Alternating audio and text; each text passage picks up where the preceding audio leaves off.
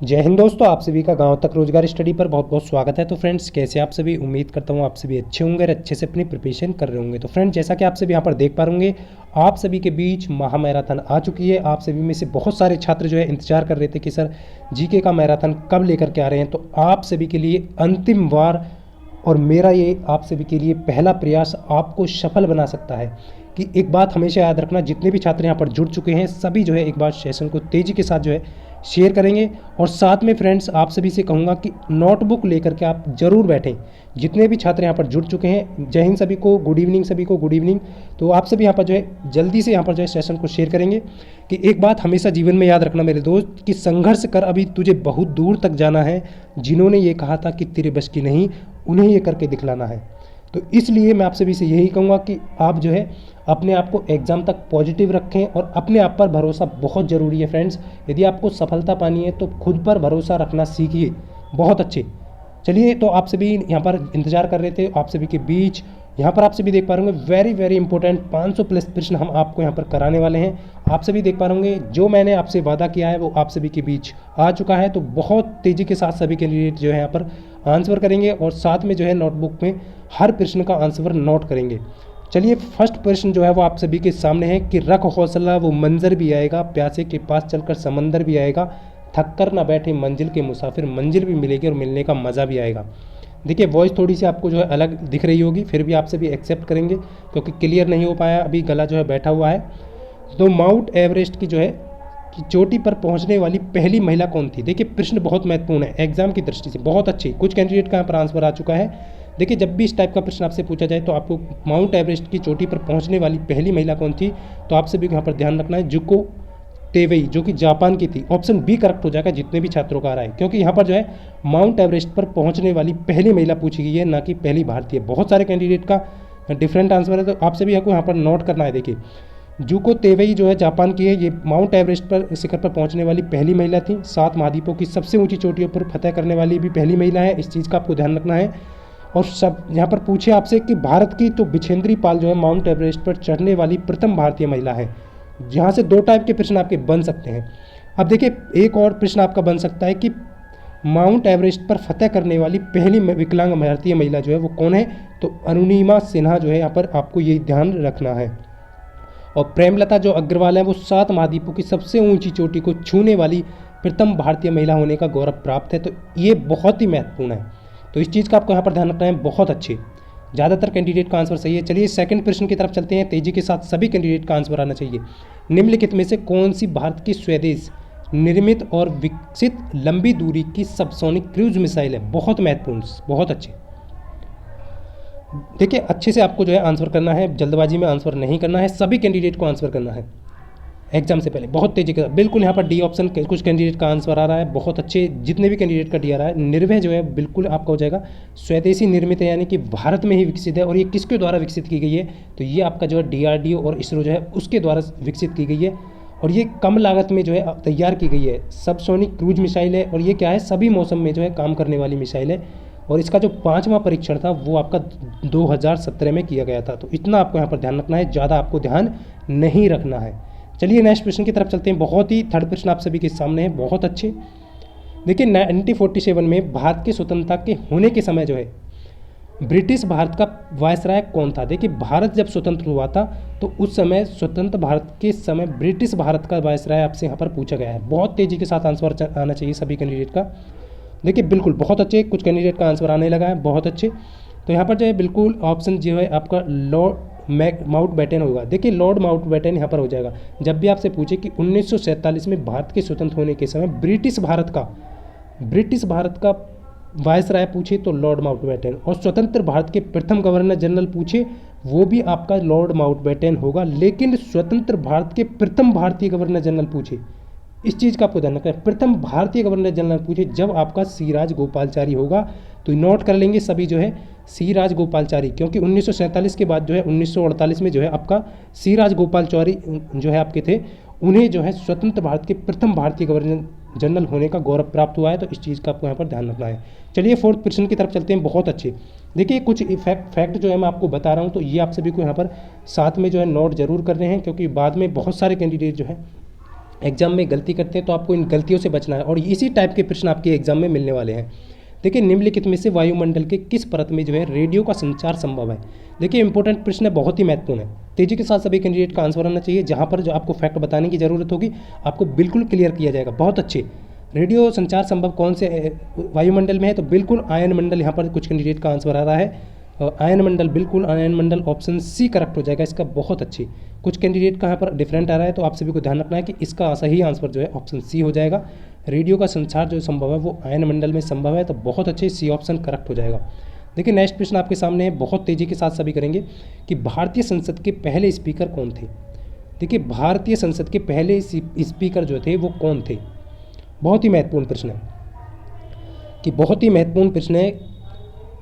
बिल्कुल A option, बहुत सारे छात्रों का ये ऑप्शन आ रहा है, तो बिल्कुल जीवी मावलंकर जो है भारतीय संसद के पहले स्पीकर थे। ये आप सभी को यहाँ पर ध्यान रखना है।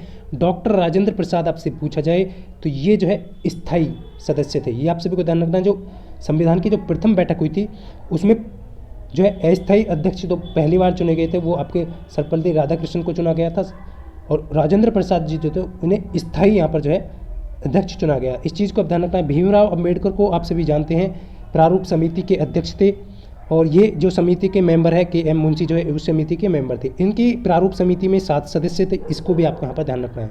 चलिए नेक्स्ट प्रश्न की तरफ चलते हैं। बहुत ही अच्छा, बहुत सारे छात्रों का आंसर बिल्कुल सही है। तो फ्रेंड्स आप सभी यहाँ पर बिल्कुल भी चिंता ना करें, बहुत अच्छे से आपको जो है कंटेंट प्रोवाइड किया जा रहा है। आप बिल्कुल भी यहाँ पर जो है अपना जो है नॉन टेक्निकल को लेकर के आप देखिए मैंने आपसे जो वादा किया है, एक बात हमेशा याद रखना, जीवन में कभी भी किसी से वादा करो तो उसे पूरा जरूर करना।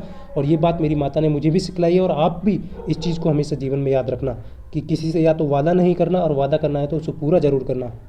तो ये आपसे भी यहाँ पर देख पाएंगे कौन सा अंतःस्रावी जो है तंत्र का हिस्सा नहीं है। बहुत महत्वपूर्ण। देखिए साइंस जीएस के आपके यहाँ पर जो है जीके का हो गया, सब कुछ मिलने वाला है, ओनली करंट अफेयर को छोड़कर। करंट अफेयर के ऊपर मैं एक प्रॉपर वीडियो आप सभी को प्रोवाइड कर दूंगा, उसे देख करके आप जो है चले जाना। क्वेश्चन आपको एग्जाम में रखा मिलेगा पूरा के पूरा, यानी कि जितने भी आपके यहाँ पर टेक्निकल आप नॉन टेक्निकल देख पा रहे होंगे जितने भी कैंडिडेट, बहुत अच्छे। देखिए यहाँ पर जो है अंतःस्रावी तंत्र का हिस्सा कौन सा नहीं है, तो लार ग्रंथि जो है वो आपका अंतःस्रावी ग्रंथि का जो है हिस्सा नहीं है। एड्रिनल ग्रंथि होगी आपकी, पिनीमल ग्रंथि जो है, थाइमस पेरेनियल, ये जो है अंतःस्रावी ग्रंथि के जो है हिस्सा है। और लार हो गया आपका जो है, ये जो है आपका, इस चीज़ का आपको यहाँ पर ध्यान रखना, लार जो है वो आपका बाह्य जो आप सभी को ध्यान रखना है, लार जो ग्रंथि है वो आपकी उस चीज़ को यहाँ पर ध्यान रखना है कि बाह्य स्त्रावी का हिस्सा है, ना कि अंतःस्रावी का। लार के साथ साथ आपको ये भी ध्यान रखना है स्वेद जो ग्रंथि है वो भी आपका बाह्य ग्रंथि है, और आपका जो अछू जो ग्रंथि है वो भी आपकी बाह्य ग्रंथि है। तो ये 3 चीज़ें हैं आपको यहाँ पर ध्यान रखना है, लार ग्रंथि और आपका स्वेद ग्रंथि और आपका अछू ग्रंथि, ये तीनों जो है बाह्य ग्रंथि के अंतर्गत आती हैं, जबकि जो है ये आप सभी जो है अंतःस्रावी ग्रंथि का हिस्सा है। तो इस चीज़ को आपको यहाँ पर मेंशन यहाँ पर जो है बिल्कुल सही रखेंगे। बहुत अच्छे, बिल्कुल यहाँ पर तेज़ी के साथ चल रहे हैं। बिल्कुल आप देखिए कुछ फैक्ट हैं वो आप सभी को बताने बहुत ज़रूरी हैं, क्योंकि एग्जाम में यहाँ से ही सारे प्रश्न आपको मिलने वाले हैं। तो आप सभी जो है बिल्कुल भी यहाँ पर टेंशन ना लें, जितने भी छात्र हैं यहाँ पर अच्छे से देखिए। अंतिम समय है, सही सदुपयोग करें, क्योंकि यही अंतिम दिन जो है आपको आपकी मंजिल तक आपको पहुँचा सकते हैं। स्तंभ फर्स्ट दिया गया है, स्तंभ सेकंड का मिलान करना है। देखिए आप सभी को फर्स्ट स्तंभ का सेकंड से मिलान करना है। तेज़ी के साथ सभी कैंडिडेट का आंसर आए, बहुत अच्छे।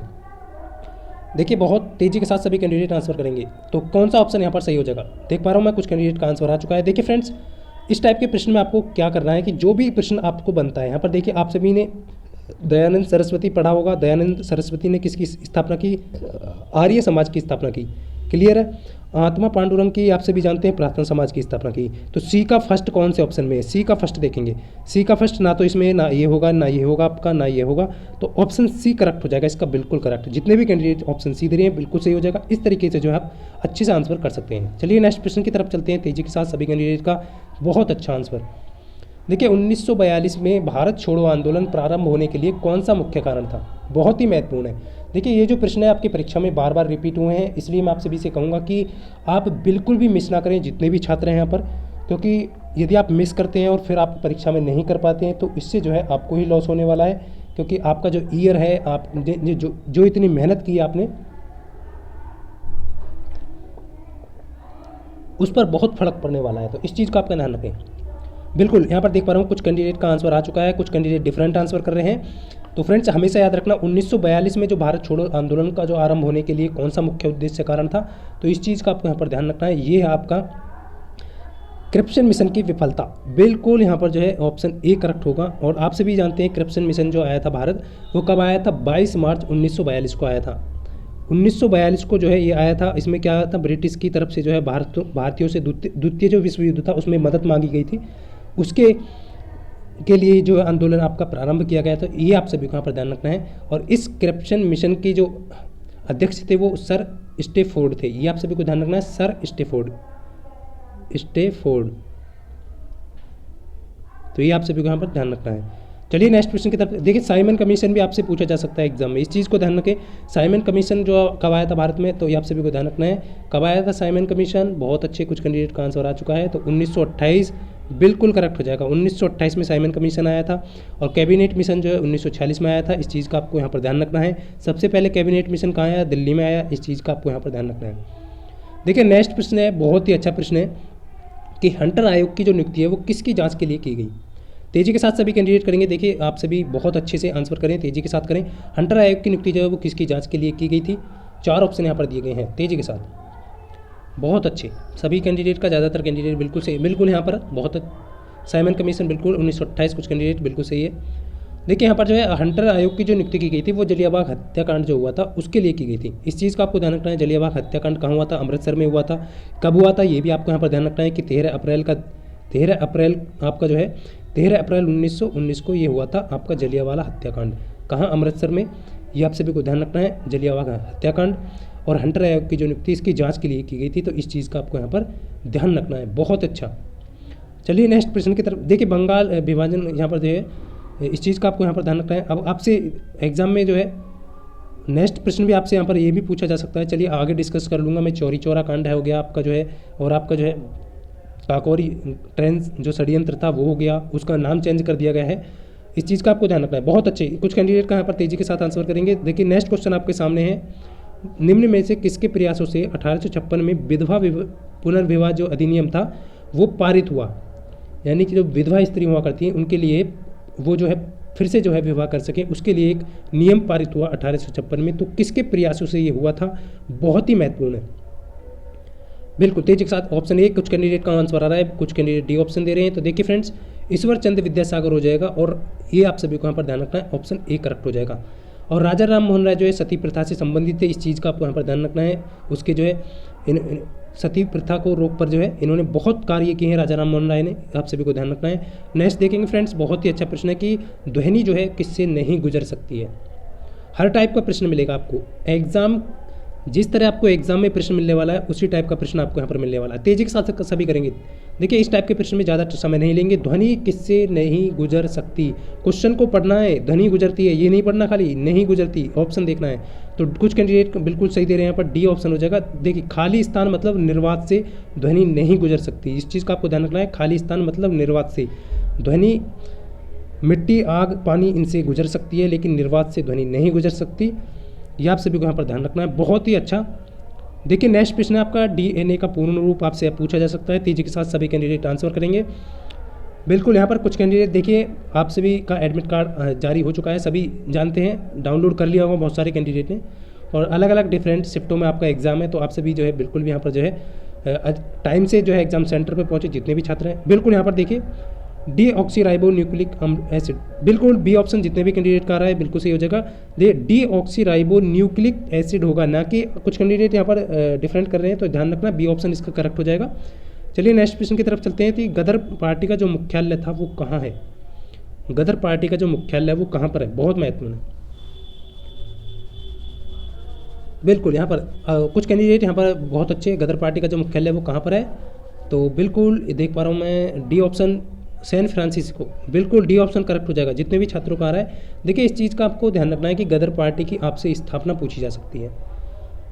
सबसे पहले इसको पूछी जा सकती है कब की गई, तो 15 जुलाई को की गई। 15 जुलाई 1913 को जो है गदर पार्टी की स्थापना की गई। इसका मुख्यालय सैन फ्रांसिस्को में है।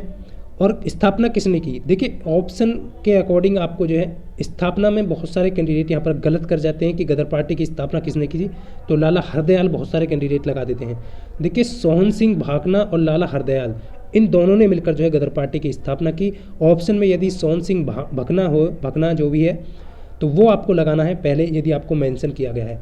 यदि नहीं है तब आप लाला हरदयाल यहाँ पर लगा सकते हैं। बिल्कुल आपको ध्यान रखना है। बहुत अच्छे, बहुत सारे छात्रों का आंसर बहुत अच्छे।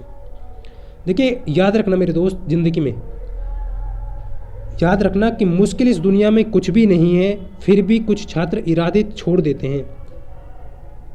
अगर जिद हो आपके अंदर जीतने की तो सितारे भी अपना स्थान छोड़ देते हैं। इस चीज़ का आप यहाँ पर ध्यान रखना हमेशा।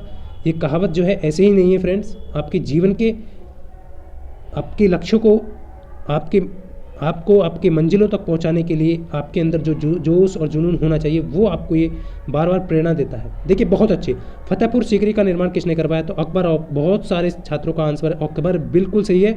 और देखिए बुलंद दरवाज़ा जो है आपको कहाँ पर है, तो बुलंद दरवाज़ा वो भी आपका फतेहपुर सीकरी में है। ये आपसे पूछा जा सकता है। फतेहपुर सीकरी कहाँ है, उत्तर प्रदेश में है, यूपी में है। तो इस चीज़ का भी आपको यहाँ पर ध्यान रखना है, बहुत महत्वपूर्ण है। चलिए नेक्स्ट प्रश्न की तरफ चलते हैं। बहुत ही अच्छा प्रश्न आप सभी के से, निम्नलिखित में से स्मारकों में से उनके सही स्थान का मिलान करें। नेक्स्ट जो है आपको मिलान करना है। देखिए आपको क्या हुआ है कि उत्तर प्रदेश सरकार ने जो है मैं आपको यहाँ पर अवगत करा दूँ, कुछ नोट करेंगे सभी कैंडिडेट। देखिए चौरी चौरा जो कांड है वो आप सभी जानते हैं 4 फरवरी 1922 को हुआ था।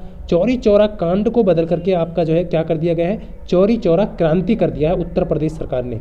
तो इस चीज़ का आपको ध्यान रखना, चौरी चौरा कांड को बदल कर क्या कर दिया है, चौरी चौरा क्रांति कर दिया है। यानी कांड हटा दिया गया है, क्रांति उसमें लगा दिया गया है।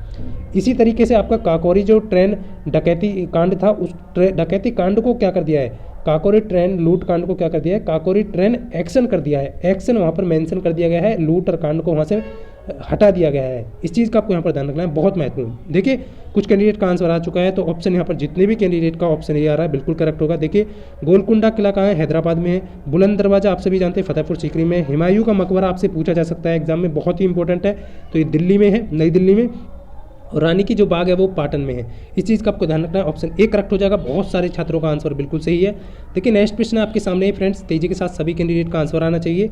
और एक बार सभी कैंडिडेट से कहूँगा कि यदि आपको सेशन अच्छा लग रहा हो तो वीडियो को लाइक तो आप बाद में करना, बट आप सेशन को एक बार शेयर जरूर करें अपने सभी मित्रों के साथ। देखिए कांग्रेस का प्रथम जो विभाजन है वो कहाँ हुआ था, मैं आपसे ज़्यादा नहीं कहूँगा क्योंकि आप सभी देख पा रहे होंगे गला जो है वो अभी भी स्पष्ट नहीं है, तो मैं आप सभी को अच्छे से प्रिपेयर कर पाऊँ। आप सभी देख पा रहे होंगे आपका जो है अंतिम समय है और अच्छे से जितना भी हो सकेगा मुझसे मैं आपको जो है वो कंटेंट प्रोवाइड कर पाऊँ, जिससे कि आप एग्जाम में अच्छा स्कोर कर पाएँ। कांग्रेस का प्रथम विभाजन कहाँ हुआ था, बहुत अच्छा महत्वपूर्ण प्रश्न है। तेजी के साथ सभी कैंडिडेट का आंसर यहाँ पर आना चाहिए, बहुत अच्छे।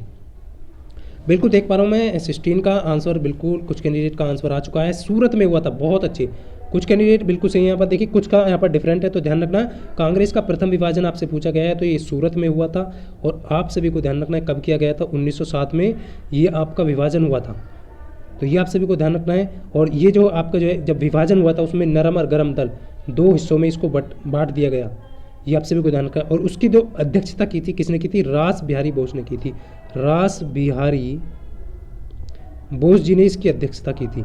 आपसे पूछा जा सकता है एग्जाम में, तो आप सभी को ध्यान रखना है। कांग्रेस का जो प्रथम विभाजन की अध्यक्षता किसने की थी, तो रास बिहारी बोस ने की थी। 1907 में हुआ था। कहाँ पर हुआ था, सूरत में हुआ था। इतना आपको यहाँ पर ध्यान रखना है, ज़्यादा आपको यहाँ पर जो है खिचड़ी नहीं पकाना है, बिल्कुल। देखिए 17 यहाँ पर 17 क्वेश्चन आपके सामने है कि मैगस्थनीज जो है भारत आने वाले सबसे शुरुआती खोजकर्ताओं में से एक था, उसका संबंध किस देश से है। एग्जाम में बार बार रिपीट हुआ है, बहुत ही महत्वपूर्ण है। तो तेजी के साथ सभी कैंडिडेट का आंसर आना चाहिए, बिल्कुल बहुत अच्छे। बिल्कुल देखिए आप सभी जानते हैं इससे पहले भी जो है मैंने आपको जो है एक मैराथन प्रोवाइड कर दिया है, और इससे पहले जो है चैनल पर आप सभी जाकर के देख लेंगे, प्ले लिस्ट में आपको सारी वीडियो मिल जाएंगी, तो उन सभी वीडियो को जरूर लगाएं। उनमें भी बहुत ही महत्वपूर्ण प्रश्न आपके बिल्कुल यहाँ पर देख पा रहे होंगे। यूनान ऑप्शन ए करेक्ट हो जाएगा जितने भी कैंडिडेट का। मैगस्थनीज कहाँ का था, तो यूनानी था, ये आप सभी को ध्यान रखना है, जो कि सबसे पहले भारत आया था। इस चीज़ का आपको यहाँ पर ध्यान रखना है। ऑप्शन ए करेक्ट हो जाएगा। देखिए नेक्स्ट प्रश्न आपके सामने बहुत ही अच्छा प्रश्न है कि कौन जो है कोशिका का पावर हाउस किसे कहा जाता है। 4 ऑप्शन यहाँ पर दिए गए हैं। कोशिका का जो पावर हाउस है वो किसे कहा जाता है, तेजी के साथ सभी कैंडिडेट करेंगे। बिल्कुल सी ऑप्शन करेक्ट हो जाएगा। जितने भी छात्रों का यहाँ पर माइटोकॉन्ड्रिया आ रहा है बिल्कुल करेक्ट हो जाएगा। इसे ही पावर हाउस, कोशिका का पावर हाउस कहा जाता है। तो बिल्कुल सही है। जितने भी छात्र यहाँ पर जो है ऑप्शन डी सी ऑप्शन, जितने भी कैंडिडेट का सी ऑप्शन आ रहा है ये हो जाएगा आपका माइटोकॉन्ड्रिया, बिल्कुल सही हो जाएगा। नेक्स्ट देखेंगे फ्रेंड्स, बहुत ही अच्छा, ज़्यादातर कैंडिडेट ने बिल्कुल सही दिया। देखिए नेक्स्ट जो प्रश्न आपका है बहुत ही महत्वपूर्ण है कि निम्नलिखित में से किसने 1875 में आर्य समाज की स्थापना की। देखिए 1875 में आर्य समाज की स्थापना किसने की, ये आपको यहाँ पर बताना है, बहुत ही महत्वपूर्ण है। बिल्कुल डी ऑप्शन आ चुका है, राजा राम मोहन राय, बहुत अच्छी। नहीं फ्रेंड्स, कुछ कैंडिडेट का यहाँ पर गलत है, डी नहीं होगा मेरे दोस्त। आर्य समाज की स्थापना दयानंद सरस्वती ने की थी, इस चीज़ का आपको यहाँ पर ध्यान रखना है। और राजा राम मोहन राय ने कितनी, ब्रह्म समाज की स्थापना, इस चीज़ को आपको ध्यान रखना है, ब्रह्म समाज की। तो इस चीज़ का आप ध्यान रखना है, राजा राम मोहन ने ब्रह्म समाज की थी, दयानंद सरस्वती ने आपके आर्य समाज की थी। और आप सभी को ध्यान रखना है, एक पुस्तक बहुत ही महत्वपूर्ण है दयानंद सरस्वती की, सत्यार्थ प्रकाश जो है वो किसकी रचना है, तो इस दयानंद सरस्वती की है। सत्यार्थ प्रकाश के जो लेखक है वो कौन है, दयानंद सरस्वती। ये एग्जाम में बार बार पूछा गया है, तो सत्यार्थ प्रकाश आपको ध्यान रखना है, बहुत ही महत्वपूर्ण है, जो कि दयानंद सरस्वती का है। लेकिन चलिए नेक्स्ट प्रश्न आपके सामने है कि निम्नलिखित में से कौन सा वेद जो है सबसे पुराना है। निम्नलिखित में से कौन सा वेद जो है वो सबसे पुराना है। 4 ऑप्शन दिए गए हैं और उम्मीद करता हूँ हर स्टूडेंट का आंसर इसका बिल्कुल सही आएगा। बिल्कुल सी ऑप्शन, बहुत सारे छात्रों का आंसर बिल्कुल सी ऑप्शन है। तो ऋग्वेद जो है वो सबसे पुराना वेद है, ये आप सभी ध्यान रखें। वेद कितने हैं, 4 हैं, आप सभी को यहाँ पर दिख रहे होंगे, ऋग्वेद, यजुर्वेद, सामवेद, अथर्ववेद, ये आप सभी को यहाँ पर ध्यान रखना है, बहुत ही अच्छा। देखिए नेक्स्ट प्रश्न है आपका यहाँ पर जो है, मोहम्मद बिन तुगलक ने अपनी जो राजधानी दिल्ली से कहाँ पर स्थानांतरित की थी। मोहम्मद बिन तुगलक ने अपनी जो राजधानी थी वो दिल्ली से कहाँ पर स्थानांतरित की थी। बिल्कुल तेजी के साथ कैंडिडेट का आंसर आना चाहिए, हर कैंडिडेट का। बिल्कुल डी ऑप्शन हो जाएगा, दौलताबाद। बिल्कुल कहाँ पर पड़ता है ये आपका जो है ध्यान रखना है, महाराष्ट्र में है दौलताबाद। बिल्कुल यहाँ पर मोहम्मद बिन तुगलक ने अपनी राजधानी दिल्ली से कहाँ स्थापित की, दौलताबाद स्थानांतरित की थी, बहुत अच्छे। देखिए नेक्स्ट आपके सामने है कि जलियांवाला बाग जो है कांड था के लिए जिम्मेदार ब्रिटिश अधिकारी माइकल ओ डायर की हत्या किसने की थी। इस प्रश्न पर बहुत सारे कैंडिडेट जो है गलत आंसर करते हैं, तो आप सभी को ध्यान रखना है, जलियांवाला हत्याकांड माइकल ओ डायर पूछा है यहाँ पर, इस चीज़ का ध्यान रखेंगे बहुत तेज़ी के साथ। देखिए मैं कह रहा था कि आप में से कुछ कैंडिडेट यहाँ पर डिफरेंट आंसर करेंगे, तो इस चीज़ का ध्यान रखना, ऑप्शन डी करेक्ट होगा। डी ऑप्शन वाले जितने भी छात्र हैं यहाँ पर बिल्कुल सही हो जाएगा। ऊधम सिंह होगा, देखिए ऊधम सिंह होगा, इस चीज़ का आपको ध्यान रखना है। भगत सिंह नहीं होगा मेरे दोस्त, भगत सिंह जो है वो आप सभी को ध्यान रखना है, सैंडर्स की हत्या की थी भगत सिंह ने, क्यों की थी आप सभी जानते हैं, लाला लाजपत राय की जो है साइमन कमीशन का जो विरोध हुआ था, उसमें जो है लाठियों से पीट कर हत्या कर दी गई थी। तो उसमें जो है उसका बदला लेने के लिए भगत सिंह ने जो है मारना तो चाहा था जनरल ओ डायर को, बट सैंडर्स की हत्या कर दी। तो ये आप सभी को ध्यान रखना है, ऊधम सिंह इसका सही आंसर होगा, बट आपसे सैंडर्स की हत्या पूछी जाए तो तब आपको भगत सिंह यहाँ पर लगाना है। चलिए नेक्स्ट प्रश्न की तरफ चलते हैं, बहुत अच्छा। देखिए मौर्य राजवंश का अंतिम शासक कौन था। मौर्य राजवंश का अंतिम शासक कौन था, बहुत तेजी के साथ सभी कैंडिडेट का आंसर आए। बिल्कुल बी ऑप्शन यहाँ पर करेक्ट हो जाएगा, बृहद्रथ जो है मौर्य राजवंश का अंतिम शासक था। मौर्य वंश की स्थापना किसने की थी, चंद्रगुप्त मौर्य, आप सभी जानते हैं। चंद्रगुप्त मौर्य, एक प्रश्न यहाँ पर जो आपका पूछा जाता है कि चंद्रगुप्त मौर्य के जो है गुरु कौन थे। जो चंद्रगुप्त जो अपना गुरु किसे मानते थे वो आप सभी जानते हैं, चाणक्य, कौटिल्य, विष्णुगुप्त, जिनके 3 नाम हैं। इस चीज़ को आपको ध्यान रखना, चाणक्य, कौटिल्य, विष्णुगुप्त एक ही व्यक्ति के नाम है, और आप सभी को एग्जाम में ये पूछा जा सकता है कि चाणक्य का उपनाम क्या है, इस तरीके से आपसे पूछा जा सकता है। तो इस चीज़ का आपको यहाँ पर ध्यान रखना है। और इन्होंने जो है तक्षशिला में जो है इनको शिक्षा, वैसे तो ये शिक्षा में ज़्यादा एक्टिव नहीं थे, फिर भी जो है कौटिल्य जो है इन्हें अपने जो है साथ ले जाया करते थे। बिल्कुल नेक्स्ट देखेंगे फ्रेंड्स, बहुत ही महत्वपूर्ण है यहाँ पर जो है, निम्न में से कौन सी जो है मिश्र धातु नहीं है। निम्नलिखित में से कौन सी मिश्र धातु नहीं है। हर टाइप का प्रश्न मिलेगा एग्जाम में, जिस टाइप के प्रश्न आपको मिलते हैं ना वही प्रश्न मिलने वाला है। ये नहीं है कि एक टॉपिक करा दिया आपको जिस तरीके से आपको एग्जाम में प्रश्न मिलने वाले हैं वही सारे प्रश्न आपको यहाँ पर दिख रहे होंगे। बिल्कुल यहाँ पर चांदी जो है बिल्कुल करेक्ट हो जाएगा। जितने भी कैंडिडेट हैं आप सभी जानते हैं, पीतल और टाका और कांसा, ये आप सभी जानते हैं ये मिश्र धातु हैं। जबकि जो है चांदी जो है वो आपका तन्य धातु है। इस चीज़ का आपको ध्यान रखना है, चांदी जो है आपका तन्य धातु है, जिसका जो है परमाणु क्रमांक की बात करें तो 47 होता है इसका, ये आप सभी को यहाँ पर ध्यान रखना है। पीतल जो है वो आप सभी जानते हैं किससे मिलता है, तांबा और जस्ता से मिलकर बना होता है पीतल। टांका जो है वो आप सभी जानते हैं सोल्डर, टीन और लेड का बना होता है, ये आप सभी। तो इस तरीके से जो है आप सभी यहाँ पर ध्यान रखेंगे। नेक्स्ट देखेंगे फ्रेंड्स, बहुत ही महत्वपूर्ण है आपका यहाँ पर कि निम्नलिखित में से किस स्मारक को जो है दक्कन का ताज के नाम से भी जाना जाता है। देखिए थोड़ा स्पीड और बढ़ाएंगे बिल्कुल, यहाँ पर जितने भी कैंडिडेट हैं तो तेज़ी के साथ करेंगे, क्योंकि अभी ज़्यादा समय तक जो है बोला भी नहीं जा सकता। तो स्मारक को दक्कन का ताज जो है के नाम से जाना जाता है, कौन सा स्मारक है? तेज़ी के साथ सभी कैंडिडेट का आंसर आएगा सुपरफास्ट। तो बिल्कुल यहाँ पर ए ऑप्शन बीबी का मकबरा जो है बिल्कुल करेक्ट हो जाएगा। स्मारक को दक्कन का ताज किसे कहते हैं? बीबी के मकबरे को कहा जाता है, तो ऑप्शन ए करेक्ट हो जाएगा। नेक्स्ट क्वेश्चन आपके सामने फ्रेंड्स, बहुत तेज़ी के साथ सभी कैंडिडेट का आंसर आए कि राष्ट्रपति भवन का जो डिज़ाइन है उसका डिज़ाइन किसने तैयार किया था? और हमेशा एक जीवन में एक बात और हम मेरी याद रखना कि निगाहों में मंजिल थी, गिरे और गिरकर संभलते रहे, हवाओं ने बहुत कोशिश की मगर फिर भी आंधियों में चिराग जलते रहे। तो इसी तरह आपको जो है आगे बढ़ते रहना है, अपने लक्ष्य की ओर बढ़ते रहना है, कभी भी जीवन में हार नहीं मानना है। और कुछ कैंडिडेट जो है निराश हैं सीनियर टेक्निकल असिस्टेंट भी वाले, तो आप जो है अच्छे से प्रिपरेशन करें, अन्य एग्जाम की तैयारी करें, बिल्कुल भी चिंता ना करें। अब देखिए मैंने भी आप सभी को मेल के लिए बोला है और आप सभी ने भी मेल कर दिया और मैं भी मेल कर चुका हूँ, आरटीआई भी डाल चुका हूँ, बट आरटीआई का रिप्लाई वो है अक्सर जो है कभी कभी वो देते नहीं है। जैसे आरटीआई का रिप्लाई आएगा तो मैं आप सभी को बता दूंगा, बट जैसे आप सभी देख पाएंगे परसेंटाइल एकदम से जो है ना, तो इन्होंने कोई मेथड जो है इन्होंने जो आप सभी देख पा रहे होंगे डिफाइन किया है कि कौन सा जो है हमने यहाँ पर मेथड यूज किया है, ना कोई गाइडलाइंस दी है। तो उसके अकॉर्डिंग जो है अब क्या कर सकते हैं, डिफेंस के अंतर्गत आता है, वैसे भी आप सभी यहाँ पर देख पा रहे होंगे। बस हमारा जो कर्तव्य है हमने मेल करिए, ज़्यादा से ज़्यादा संख्या में आप सभी जितना भी है मेल कर सकते हैं। राष्ट्रपति भवन का डिज़ाइन कब बनाया गया, तो आप सभी यहाँ पर देख पा रहे होंगे कुछ कैंडिडेट बिल्कुल सी ऑप्शन करेक्ट हो जाएगा सभी कैंडिडेट का। तो ये आपका एडविन लुटियंस हो जाएगा इसका करेक्ट आंसर। देखिए ये प्रश्न भी आपका बार बार पूछा गया है एग्जाम में, बट यहाँ पर जो है कुछ और तरीके से आपका पूछा गया है। कुतुब मीनार जो है किस प्रसिद्ध शासक ने पूरा किया था? कुतुब मीनार कहाँ पर है? दिल्ली में है, ये आप सभी को देखना। चार मीनार कहाँ पर है? हैदराबाद में है। इस छोटे छोटे प्रश्नों का आपको ध्यान रखना है। अब कुतुब मीनार जो है वो प्रसिद्ध शासक ने पूरा किया था। देखिए बहुत सारे कैंडिडेट यहाँ पर गलती करने वाले हैं, बिल्कुल कुछ कैंडिडेट का बी ऑप्शन है तो बिल्कुल सही हो जाएगा। इल्तुतमिश ने जो है इसको पूरा किया था, इस चीज़ का आपको ध्यान रखना। कुतुब मीनार का निर्माण जो है कुतुबुद्दीन ऐबक ने शुरू किया, बट जो है इसको पूरा जो किया था वो इल्तुतमिश ने किया था। तो आपको ध्यान रखना है बी ऑप्शन करेक्ट हो जाएगा। इस चीज़ का हमेशा याद रखना, गलती नहीं करना है मेरे दोस्त, छोटी छोटी गलतियों से आपको बचना है। कि मौर्य काल के दौरान शिक्षा का सबसे प्रसिद्ध केंद्र जो है कौन सा था? क्योंकि मन के हारे हार है और मन के जीते जीत है। यदि आप मन से ही हार गए तो कभी आप जीत नहीं सकते। इसलिए मैं आपसे बार बार कहूँगा कि अपने हौसलों को बुलंद रखिए और इस बार जो है ये मान करके चलिए कि इस बार मुझे सिलेक्शन लेना ही है, कुछ भी हो जाए। रात दिन एक कर दीजिए, बहुत अच्छे। मौर्य काल के दौरान शिक्षा प्राप्त का सबसे प्रसिद्ध जो केंद्र था वो कौन था?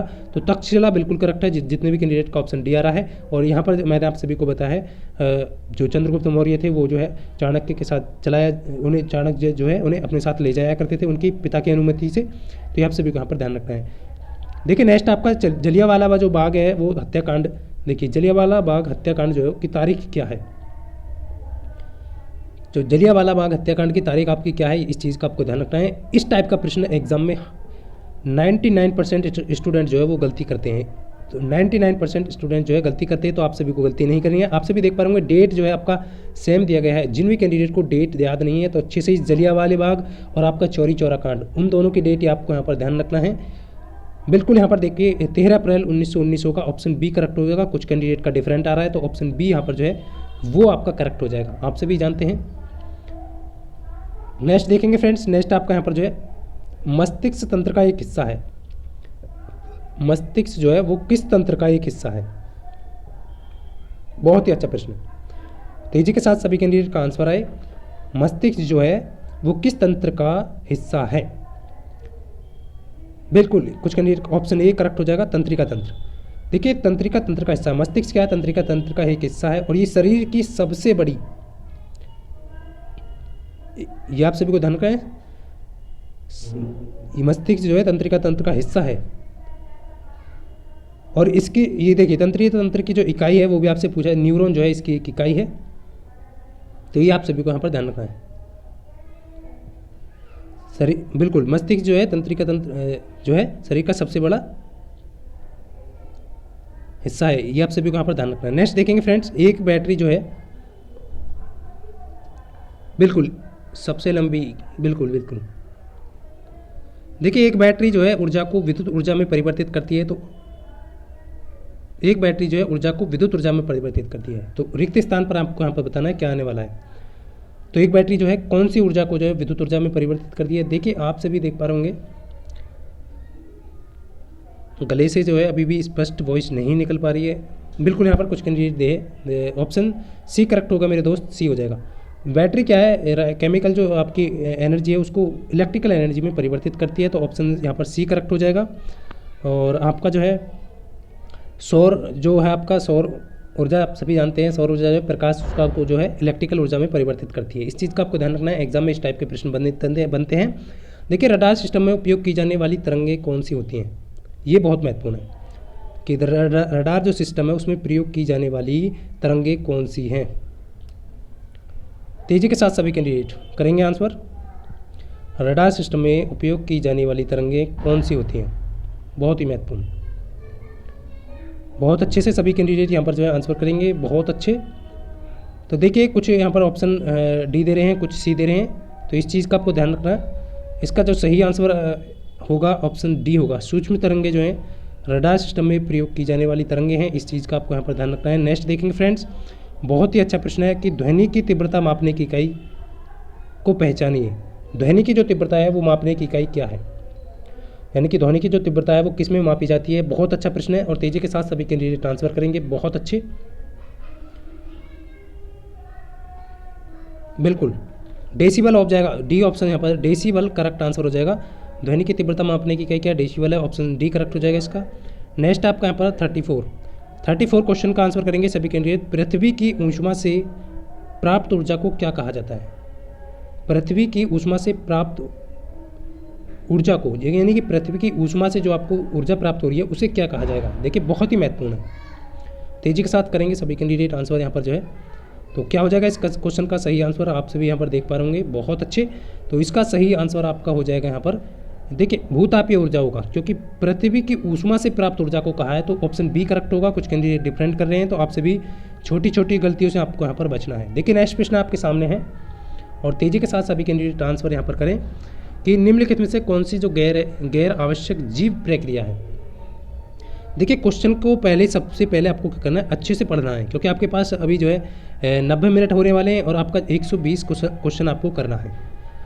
बट आपके पास जो है, आप सभी जानते हैं टेक्निकल के क्वेश्चन, तो आपको जो है उनमें समय आपका बचेगा, तो आप अच्छे से यहाँ पर जो है क्वेश्चन को अच्छी तरीके से आपको पढ़ना है, क्योंकि छोटी छोटी गलतियाँ आपकी जो है क्वेश्चन ना पढ़ने से भी आपके वो एग्जाम में हो जाती हैं और आपका जो सिलेक्शन है वो रुक जाता है। इसलिए आप सभी से ये कहूँगा कि अच्छे से क्वेश्चन को पढ़ें। गैर आवश्यक जीव प्रक्रिया पूछिए तो ऑप्शन बी करेक्ट होगा इसका, संचारण जो है वो हो जाएगा। और बाकी जो जीव प्रक्रिया कौन सी है, आवश्यक पोषण है आपका, उत्सर्जन है, प्रजनन है, तो ये आप सभी को यहाँ पर ध्यान रखना है, ऑप्शन बी करेक्ट हो जाएगा। जितने भी क्षेत्र का आ रहा है यहाँ पर, बहुत अच्छे, हमेशा याद रखना मेरे दोस्त।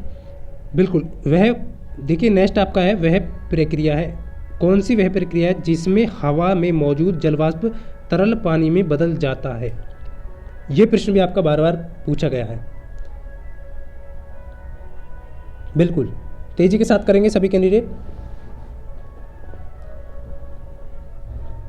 कि रख हौसला बुलंद तेरी भी उड़ान होगी, देखेगी सारी दुनिया एक दिन तेरी ऐसी पहचान होगी। बहुत अच्छे, आप सभी यहाँ पर ज़्यादातर कैंडिडेट का आंसर सही है। देखिए संघनन जो है वो आपकी वह प्रक्रिया है, ऑप्शन ए करेक्ट होगा। कुछ कैंडिडेट ऑप्शन सी दे रहे हैं तो सी नहीं होगा। संघनन वह प्रक्रिया है जिसमें हवा में मौजूद जल वाष्प जो है आपका वो तरल पानी में बदल रहा है, तो तरल पानी में बदल रहा है, तो आप सभी देख पा रहे होंगे संघनन होगा, ये ऑप्शन करेक्ट होगा। वाष्पीकरण जो है इसका उल्टा हो जाएगा, विपरीत होगा। देखिए नेक्स्ट प्रश्न आपके सामने है, तेजी के साथ सभी कैंडिडेट आंसर करेंगे। 1930 में भौतिकी का जो नोबेल पुरस्कार जीतने वाली पहली महिला कौन थी। 1903 में भौतिकी का जो नोबेल प्राइज था वो जीतने वाली पहली महिला कौन थी। बिल्कुल मैरी क्यूरी जो है बिल्कुल करेक्ट हो जाएगा। जितने भी छात्रों का ऑप्शन बी आ रहा है, बहुत अच्छे, सभी छात्रों का ज़्यादातर का ऑप्शन बी करेक्ट हो जाएगा। नेक्स्ट देखेंगे फ्रेंड्स, देखिए इस टाइप का प्रश्न भी आपका जो है एग्जाम में 3 प्रकार से पूछा जा सकता है कि किसी औसत वयस्क व्यक्ति के लिए जो है ध्वनि की जो श्रव्य सीमा जो है आपकी सुनने की जो सीमा है वो कितनी है। बहुत अच्छे कुछ कैंडिडेट यहाँ पर देख पा रहा हूँ मैं, बहुत बिल्कुल यहाँ पर आप बिल्कुल भी चिंता ना करें और अच्छे से जो है प्रिपरेशन करें। देखिए, और जिन भी कैंडिडेट ने जो है मॉक टेस्ट नहीं लगाए हैं वो जो है देखिए, एक बार फिर से मैं जो है एग्ज़ाम से पहले 1-2 दिन के अंदर जो है सारे मॉक टेस्ट को फिर से आपको प्रोवाइड करने वाला हूँ, जिससे कि आप फिर से रिवाइज कर सकें उनको, यानी कि दोबारा से आप अटैम्प्ट कर सकें। बहुत सारे कैंडिडेट हैं। बिल्कुल ऑप्शन सी करेक्ट हो जाएगा। 20 से 20 किलो हर्ट्स आप, या 20,000 किलो हर्ट्स बोल सकते हैं आप। तो 20 से 20 हर्ट्स से लेकर के 20 किलो हर्ट्स भी कभी कभी एग्जाम में दे देता है। इस चीज़ का आपको ध्यान रखना है। ये जो है कौन सी है, इन्हें जो है मानव सुन सकता है। एक होता है आपका पराश्रव्य ध्वनि, वो क्या होता है 20 किलो हर्ट्ज से अधिक की होती है। 20 किलो हर्ट्ज से अधिक की जो है उन्हें मानव नहीं सुन सकता है।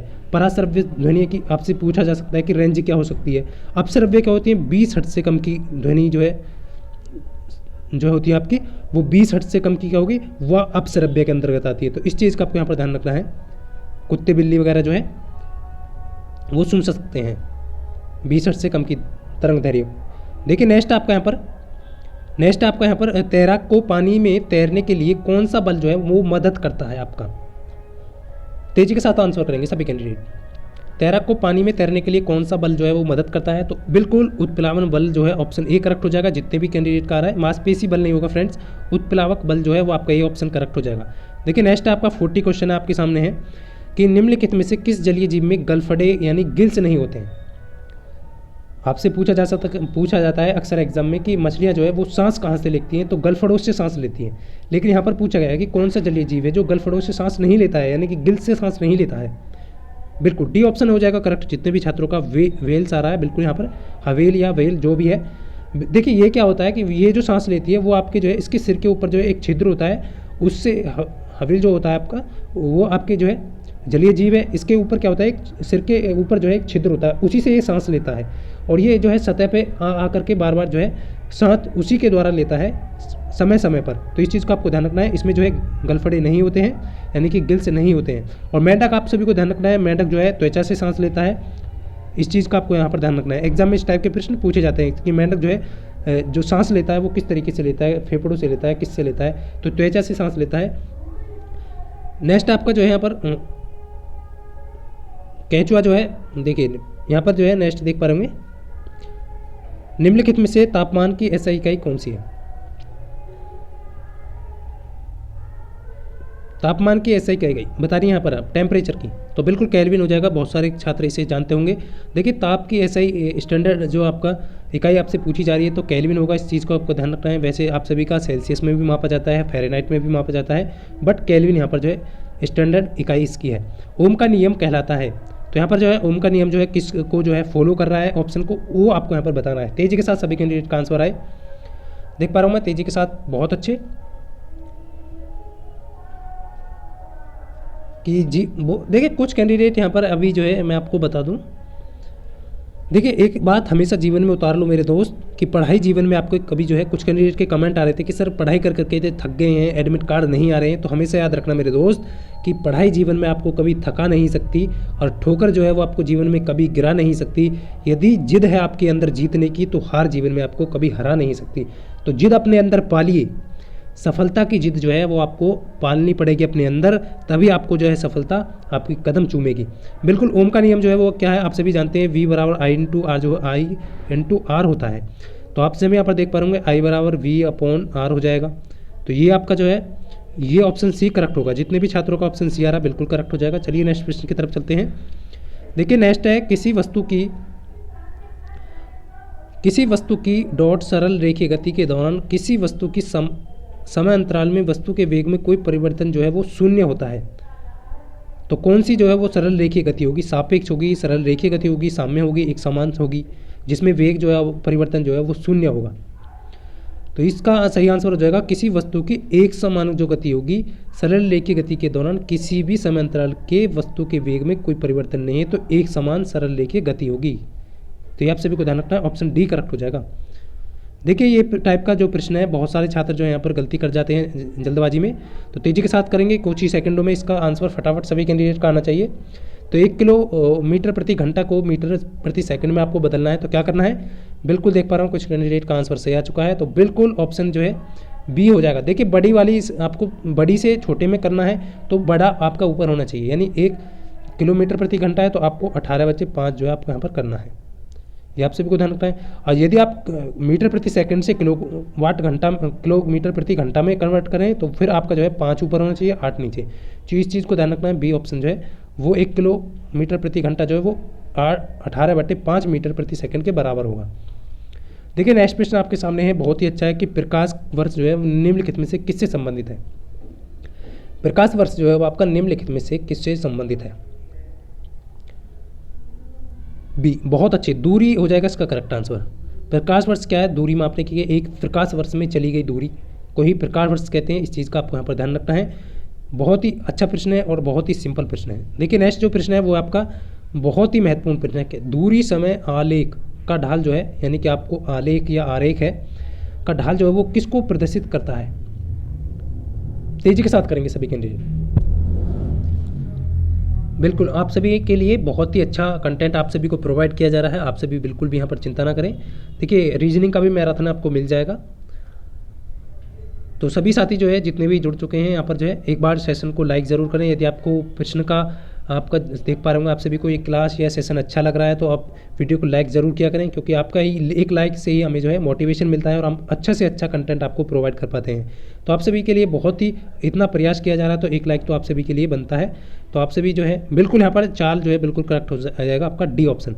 देखिए चाल बराबर आप सभी जानते हैं, चाल बराबर दूरी बटे समय। तो सिंपल था आपका टाइम आपका, तो दूरी समय आपका पूछा है तो ये रिलेशन किसका बता रहा है, चाल का बता रहा है। तो आप सभी का ग्राफ जो है आलेखन, तो इस चीज़ का आपको यहाँ पर ध्यान रखना है। नेक्स्ट प्रश्न है, और इस टाइप का प्रश्न भी एग्जाम में आपसे पूछा जाता है। देखिए 900 ओम के प्रतिरोध वाले किसी ताप से कितनी ऊष्मा जो है उत्पन्न होगी, यानी कि 900 ओम का एक रेजिस्टेंस है और उसके तापक से जो है कितनी ऊष्मा जो है उत्पन्न होगी। इसमें 0.3 एम्पियर की धारा प्रभावित की जाती है 10 सेकंड के लिए। तो इसमें पूछा कि कितना जो है हीट इससे उत्पन्न होगी। बहुत तेजी के साथ सभी का आंसर यहाँ पर आना चाहिए। तो क्या हो जाएगा फ्रेंड्स, देखिए निकालना है। बहुत कुछ कैंडिडेट का आंसर आ चुका है। देखिए फटाक देसी से आंसर आना चाहिए। बी ऑप्शन करेक्ट हो जाएगा। कैसे हो जाएगा, आप सभी जानते हैं एच बराबर आपका मात्र फॉर्मूले का आप एच बराबर आई स्क्वायर इंटू आर टी, ये आपका फॉर्मूला है। इस चीज़ को आपको ध्यान रखना है। आई स्क्वायर होगा ये आपका, आई स्क्वायर आपका हो जाएगा 0.0 यहाँ पर 9 हो जाएगा, क्योंकि 0.3 का स्क्वायर करेंगे। उसके बाद आप सभी का 10 सेकंड टाइम है। उसके बाद 900 आप सभी यहाँ पर देख पा रहे होंगे 900 का इसमें मल्टीप्लाई करेंगे तो आप सभी का यहाँ पर जो है 9×81 810 आ जाएगा, पॉइंट हटा देंगे।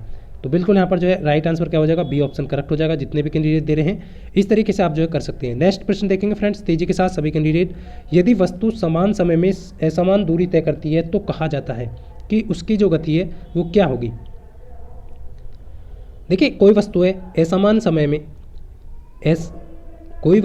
समान समय में असमान दूरी, यानी कि कोई भी मतलब टी समय में भिन्न भिन्न दूरी वो है तय कर रही है, ये कहा जा रहा है क्वेश्चन में। तो उसकी जो गति होगी वो क्या होगी, तो फ्रेंड्स ऑप्शन सी करेक्ट हो जाएगा, असमान गति होगी। क्लियर है सभी को। चलिए नेक्स्ट प्रश्न की तरफ चलते हैं। किसी बल्ब का शक्ति सीमांक, देखिए ये प्रश्न भी है आपसे पूछे जा सकते हैं और बहुत ही महत्वपूर्ण है और ज़्यादा जो है आप सभी देख पा रहे होंगे ईजी प्रश्न है।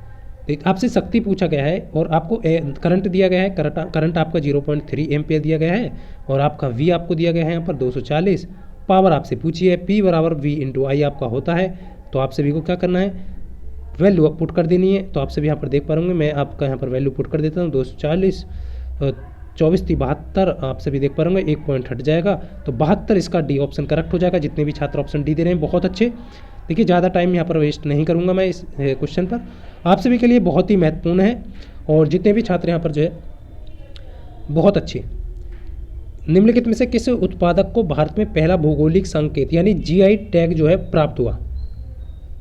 देखिए पहला है इसलिए बहुत ही महत्वपूर्ण है, एग्जाम में पूछा जाता है, बार बार पूछा गया है कि भारत का जो पहला भौगोलिक संकेत यानी जीआई टैग जो है वो किसको दिया गया, कौन सा उत्पादक था। तो फ्रेंड्स याद रखना बी ऑप्शन करेक्ट हो जाएगा।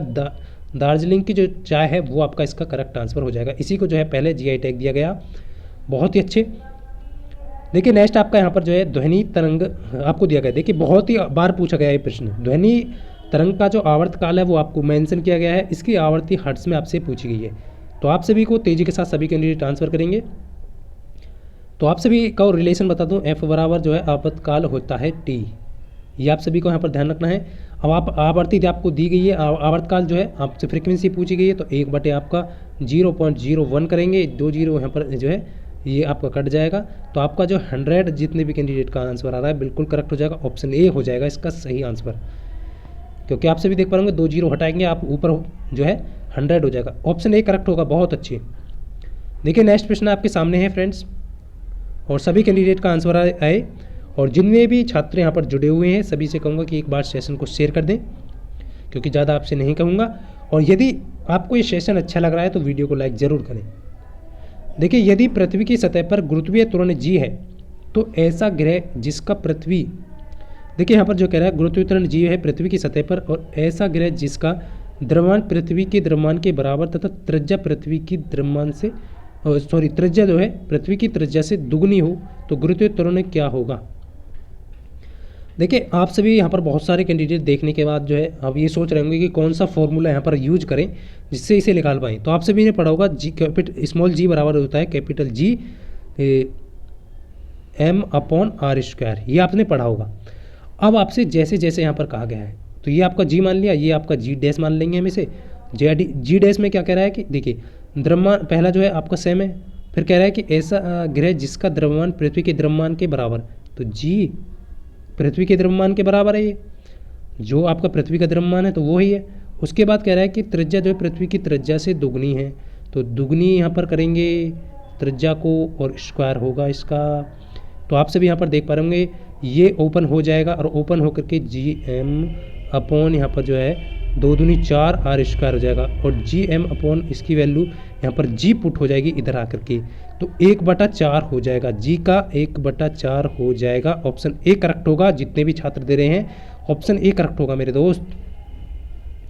देखिए नेक्स्ट प्रश्न है कि यहाँ पर पृथ्वी का गुरुत्वीय त्वरण जो है कमान कहाँ पर जो है अधिक होगा कम होगा, ये आपको यहाँ पर बताना है। 4 ऑप्शन दिए गए हैं।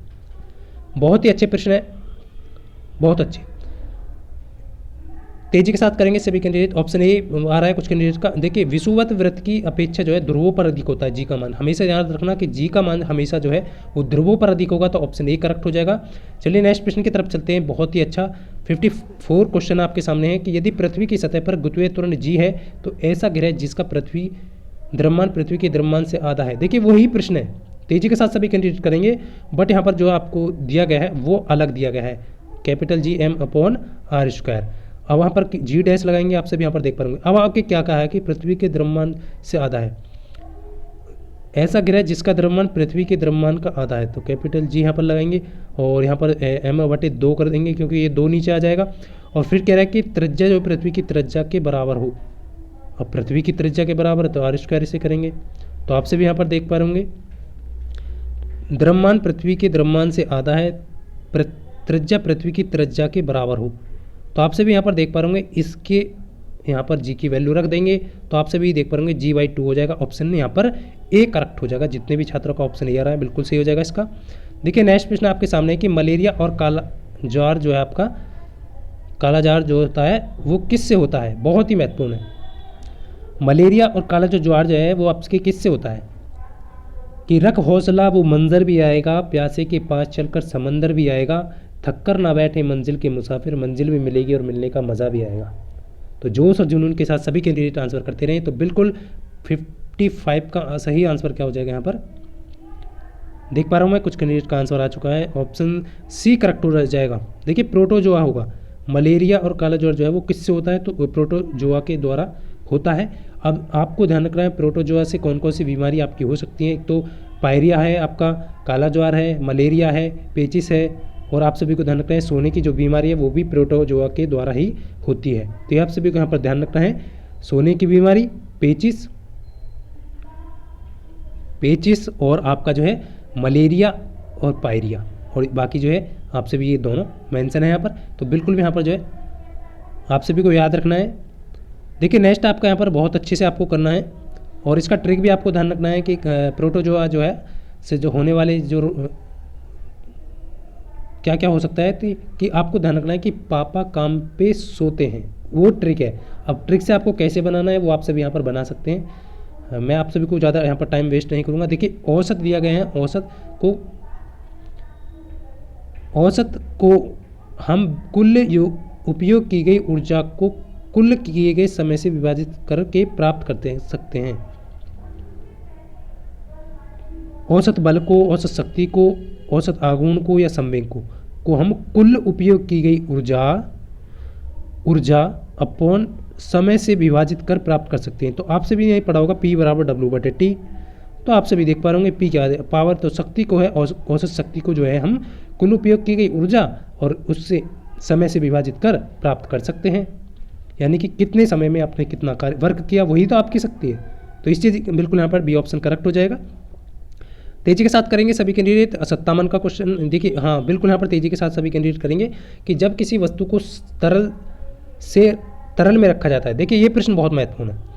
यहाँ पर कह रहा है कि जब किसी वस्तु को तरल में रखा जाता है तो उस पर ऊपर की ओर जो है कौन सा बल लगता है। देखिए अब आप कोई भी तरल है यहाँ पर और इस पर जो है कोई वस्तु रखी है तो उस पर ऊपर की ओर जो है कौन सा बल लगता है, उत्प्लावन बल लगता है। तो इस चीज़ का ध्यान रखना, ऑप्शन डी करेक्ट हो जाएगा। बहुत ही अच्छा सभी कैंडिडेट का। देखिए नेक्स्ट प्रश्न आपके सामने है, 58वां प्रश्न है कि 2 किलोग्राम द्रव्यमान वाली किसी बंदूक से। देखिए ये प्रश्न जो है, और मैं आपको क्यों करा रहा हूँ क्योंकि बहुत ही महत्वपूर्ण है। और ये जो प्रश्न है वो DRDO में मैंने पिछले वाले एग्जाम जो सीनियर टेक्निकल असिस्टेंट बी का स्टूडेंट देकर के आए थे उसमें भी ये प्रश्न पूछा गया था और पहले भी मैंने मेंशन कराया था कि इस टाइप का प्रश्न तो आपके एग्जाम में पूछा ही जाता है। देखिए बहुत ही सिंपल है, आपको किस तरीके से करना है। देखिए मैं आपको यहाँ पर बता दूँ कि 2 किलो द्रव्यमान की जो है बंदूक का जो वजन है वो 2 किलोग्राम है और यहाँ पर जो है गोली का जो वजन है वो 10 ग्राम है और गोली की जो स्पीड है वो 20 मीटर प्रति सेकंड है और बंदूक के पीछे हटने की स्पीड यहाँ पर पूछी गई है। यानी कि आपको मेंशन है, आप सभी जानते हैं P बराबर जो है mv होता है, ये संवेग ही तो है। तो ये आप सभी को यहाँ पर ध्यान रखना है। अब m1 v1 बराबर m2 v2 ये आपको खाली करना है। अब देखिए यहाँ पर m1 को हम मान लेंगे, यहाँ पर जो है क्या मानेंगे, m1 को यहाँ पर मान के चलेंगे हम कि जो आपकी जो है छोटा जो है वो m1 मानेंगे, बड़े को m2 मानेंगे। यानी कि गोली का जो द्रव्यमान है वो 10 है, गोली का जो वेग है वो 20 है। इसी प्रकार आपको जो है यहाँ पर जो है m2 कितना है, m2 आपका जो है यानी कि बंदूक का जो द्रव्यमान है वो आपका 2 kg है तो यहाँ पर 2000 हो जाएगा। आपसे भी देख पा रहे होंगे v2 आपसे पूछा गया है तो इस चीज़ का आपको यहाँ पर ध्यान रखना है। बंदूक का वेग आपसे पूछा गया है। 2 जीरो से आपका 2 जीरो यहाँ पर कट जाएगा। आपसे भी देख पा रहे होंगे 1/10 हो जाएगा, 2 से 20 कट जाएगा तो आपसे भी देख पा रहे होंगे यहाँ पर 0.1 जो है ऑप्शन सी करेक्ट हो जाएगा इसका। बहुत अच्छे, जितने भी कैंडिडेट का ऑप्शन सी आ रहा है बहुत अच्छे से। देखिए नेक्स्ट प्रश्न आपके सामने है और तेजी के साथ सभी कैंडिडेट का आंसर आए कि प्रकाश जो है वो एक है, क्या है। प्रकाश एक है, तरंग दैर्घ्य है, अनुदैर्घ्य है, अनुप्रस्थ तरंग है, प्रत्यास्थ है, यांत्रिक है। प्रकाश क्या है, बिल्कुल ऑप्शन सही है। अनुप्रस्थ, प्रकाश क्या है, एक अनुप्रस्थ तरंग है। यह हमेशा याद रखना, प्रकाश एक अनुप्रस्थ तरंग है जबकि अनुदैर्घ्य जो एक ध्वनि जो है वो आपकी एक अनुदैर्घ्य तरंग है। आपसे एग्जाम में ये भी पूछा जा सकता है कि ध्वनि जो है वो कौन सी तरंग है, तो अनुदैर्घ्य तरंग है। ये आप सभी को मैं आंसर कर दूं, ये आप सभी को यहाँ पर ध्यान रखना है। चलिए नेक्स्ट प्रश्न की तरफ चलते हैं। बहुत ही अच्छा प्रश्न है और 60 प्रश्न आप सभी के हो चुके हैं, आप सभी यहाँ पर देख पा रहे होंगे और तेजी के साथ सभी कैंडिडेट जो है यहाँ पर आंसर करेंगे कि प्रकाश वर्ष जो है निम्नलिखित में से किससे संबंधित है। देखिए ये प्रश्न जो है फिर से रिपीट हुआ है तो ऑप्शन बी करेक्ट हो जाएगा, ये दूरी से संबंधित है प्रकाश वर्ष। चलिए नेक्स्ट प्रश्न देखते हैं। यहाँ पर जो है भारतीय सिनेमा का जनक जो है वो किसे कहा जाता है। देखिए भारतीय सिनेमा का जनक जो है वो किसे कहा जाता है। 4 ऑप्शन यहाँ पर दिए गए हैं और सभी कैंडिडेट का तेजी के साथ आंसर यहाँ पर आना चाहिए। तो बिल्कुल यहाँ पर सी ऑप्शन करेक्ट आ चुका है, दादा साहब फाल्के। आप सभी जानते हैं दादा साहब फाल्के जो है ये फिल्म के क्षेत्र में भी दिया जाने वाला पुरस्कार है, इस चीज़ को आपको ध्यान रखना है। भारतीय सिनेमा के जनक जो है दादा साहब फाल्के को कहा जाता है तो ऑप्शन सी करेक्ट हो जाएगा। बहुत अच्छे सभी कैंडिडेट का। और ये आप सभी को यहाँ पर बताना है कि फ्रेंड्स बहुत ही महत्वपूर्ण है कि भारत में पहली जो, ये प्रश्न बहुत महत्वपूर्ण है कि भारत में पहली समकालिक जनगणना कब की गई थी। देखिए समकालिक पूछी गई है यहाँ पर। समकालिक का मतलब है टाइम, जो आपकी जो टाइम पीरियड वाली थी, जो ये आप सभी को यहाँ पर ध्यान रखना। समकालिक यानी कि समय को काउंट करने वाली टोटल। तो ये आप सभी समकालिक जो जनगणना थी वो आपकी कब की गई थी, तो बिल्कुल यहाँ पर ऑप्शन सी करेक्ट हो जाएगा आपका। 1881 में इस जो है पहली समकालिक जनगणना की गई थी। इस चीज़ का आपको यहाँ पर ध्यान रखना है, ये आप सभी को ध्यान रखना है। किसके शासनकाल में की गई थी, तो लॉर्ड, पूछा जा सकता है आपसे, लॉर्ड रिपन के शासनकाल में की गई थी ये समकालिक जनगणना। और भारत की पहली जनगणना पूछे आपसे खाली, तो वो लॉर्ड मेयो के शासनकाल में की गई थी। कब की गई थी, 1872 में की गई थी। ये आप सभी को ध्यान रखना है, लॉर्ड मेयो के शासनकाल में, क्योंकि एग्जाम में आपसे पूछा डिफरेंट करके क्वेश्चन पूछा जा सकता है, तो दोनों को यहाँ पर आपको ध्यान रखना है, बहुत ही महत्वपूर्ण है। और 2011 की जनगणना कौन सी थी, यदि आपसे पूछे तो 15वीं थी। स्वतंत्र भारत की पूछे तो 7वीं थी। 2011 की जो जनगणना थी वो स्वतंत्र भारत की 7वीं जनगणना थी, ये आप सभी को यहाँ पर ध्यान रखना है। वैसे पूछे तो जो है आपकी 15वीं थी। तो इम्पोर्टेंट है, क्लियर है सभी का। और आपसे एक प्रश्न आपसे यहाँ पर पूछा जा सकता है कि 2021 के जो है महापंजीयन एवं जनगणना आयुक्त जो है वो कौन थे, तो विवेक जोशी थे 2021 के। इंपॉर्टेंट है, बहुत ही इंपॉर्टेंट है, नोट करें सभी कैंडिडेट। 2021 के जो है जनगणना आयुक्त आपसे पूछा जाए, महापंजीयन एवं जनगणना आयुक्त पूछा जाए तो विवेक जोशी थे, ये आप सभी को यहाँ पर ध्यान रखना है, बहुत ही महत्वपूर्ण है। बट अभी जो है इतने करंट का क्वेश्चन आपसे नहीं पूछा जाएगा, क्योंकि जनगणना जो है अभी मेंशन नहीं हुआ है पूरी तरीके से। देखिए 2011 की जनगणना के अनुसार भारत की लगभग कितने प्रतिशत जनसंख्या शहरी क्षेत्रों में निवास करती है। देखिए दो टाइप के प्रश्न यहाँ पर पूछा जाता है कि 2011 की जनगणना के अनुसार भारत की लगभग कितने प्रतिशत जनसंख्या ग्रामीण क्षेत्रों में निवास करती है और शहरी क्षेत्रों में निवास करती है। तो दोनों को आपको यहाँ पर ध्यान रखना है, बिल्कुल ए ऑप्शन करेक्ट हो जाएगा। 31.15% जो है वो आपका शहरों में निवास करती है, जबकि 68.84 के लगभग जो है आपकी जो है ये जो जनसंख्या है वो आपकी ग्रामीण क्षेत्रों में निवास करती है। बहुत ही अच्छा प्रश्न। चलिए नेक्स्ट प्रश्न देखते हैं, बहुत ही अच्छा है कि 2011 की भारतीय जनगणना के अनुसार जो है केरल का लिंग अनुपात जो है प्रति 1000 पुरुषों पर महिलाओं की संख्या कितनी है। देखिए आपका जो है लिंग अनुपात जो निकलता है वो 1000 पुरुषों पर जो है महिलाओं की कितनी संख्या, वो उस तरीके से आपका जो है यहाँ पर मेंशन किया जाता है। तो आप सभी को यहाँ पर जो है केरल का बताना है। तो एक यहाँ पर जो देख पा रहा हूँ मैं, यहाँ पर क्या हो जाएगा 1084 जो है वो आपका 1000 पुरुषों पर महिलाओं की संख्या थी। केरल का लिंगानुपात जो है सबसे अधिक है, तो इस चीज़ का आपको यहाँ पर ध्यान रखना है, 1000 पुरुषों पर 1084 महिलाएं। चलिए नेक्स्ट प्रश्न की तरफ चलते हैं। निम्न में से कौन सी हवा की नमी को मापता है। देखिए बहुत ही महत्वपूर्ण है और तेजी के साथ करेंगे सभी कैंडिडेट। इतने में थोड़ा वाटर पी लेता हूँ, यानी कि पानी, क्योंकि गला सूख चुका है पूरी तरीके से। तो इनमें से कौन सी हवा की नमी को मापता है, तेजी के साथ करेंगे सभी कैंडिडेट। बिल्कुल हौसला नहीं आना है, इस बार सिलेक्शन लेना है, यही ठान करके आप सभी को जो है अच्छे से प्रिपरेशन करनी है। अंतिम दिनों में अच्छे से आपको जो है रिवाइज करना है हर चैप्टर को, हर क्वेश्चन को, और जल्दबाजी नहीं करनी है एग्जाम में, और एग्जाम सेंटर पर टाइम से पहुंचना है। देखिए हवा की नमी को किस में मापा जाता है, तो देखिए हवा की जो नमी है आर्द्रता जो है हाइग्रोमीटर के द्वारा मापी जाती है। तो ऑप्शन डी करेक्ट हो जाएगा, जितने भी छात्र यहाँ पर डी दे रहे हैं। और वायुमंडलीय घनत्व आपसे पूछा जाए तो हाइड्रोमीटर, ये आपका वायुमंडलीय घनत्व आपसे पूछा जाए तो वो आपको हाइड्रोमीटर होगा, लेकिन आर्द्रता आपसे पूछी जाए वो हाइग्रोमीटर होगा। दोनों में आपको फर्क रखना है। और थर्मामीटर से आप सभी जानते हैं टेम्परेचर को मेंटेन यहाँ पर जो है मेजर किया जाता है, तो ये आप सभी को यहाँ पर ध्यान रखना है। चलिए नेक्स्ट आपका नीति आयोग का अध्यक्ष कौन होता है।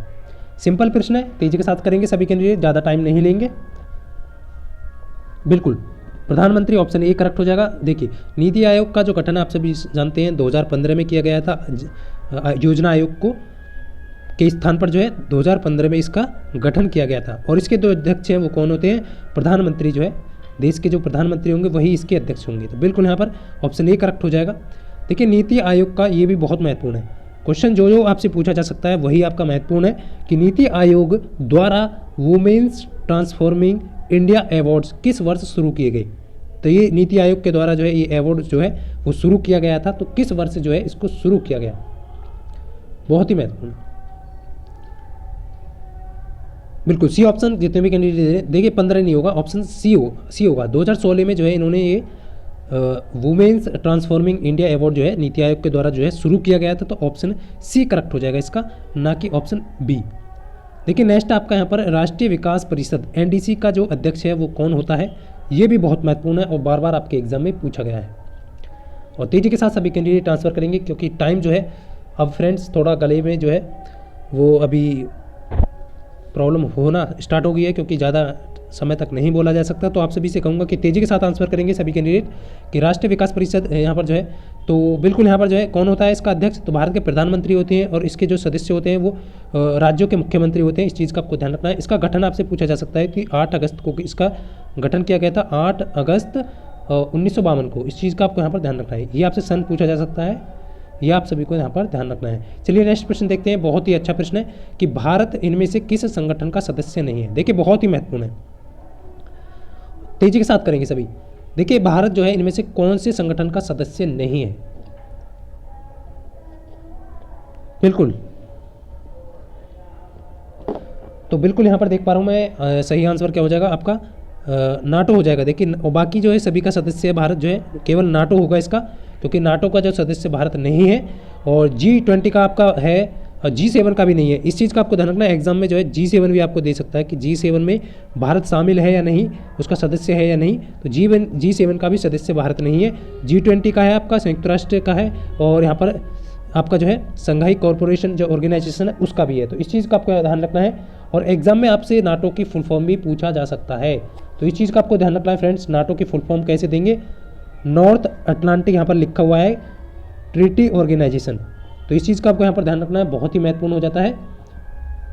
यहाँ पर आप ये 28 यूरोपीय इसमें कंट्री हैं, आप सभी को ध्यान रखना है। और दो जो है आपकी वो उत्तरी अमेरिका की जो है कंट्री है। इस चीज़ को आपको यहाँ पर ध्यान रखना है। क्लियर है सभी को? बिल्कुल। चलिए नेक्स्ट प्रश्न की तरफ चलते हैं। देखिए नेक्स्ट है पीएच स्केल की जो रेंज है वो कितनी होती है। देखिए पीएच स्केल बार बार पूछा गया है, बहुत सारे कैंडिडेट यहाँ पर गलती करते हैं कि पीएच स्केल की जो रेंज है वो कितनी होती है आपकी।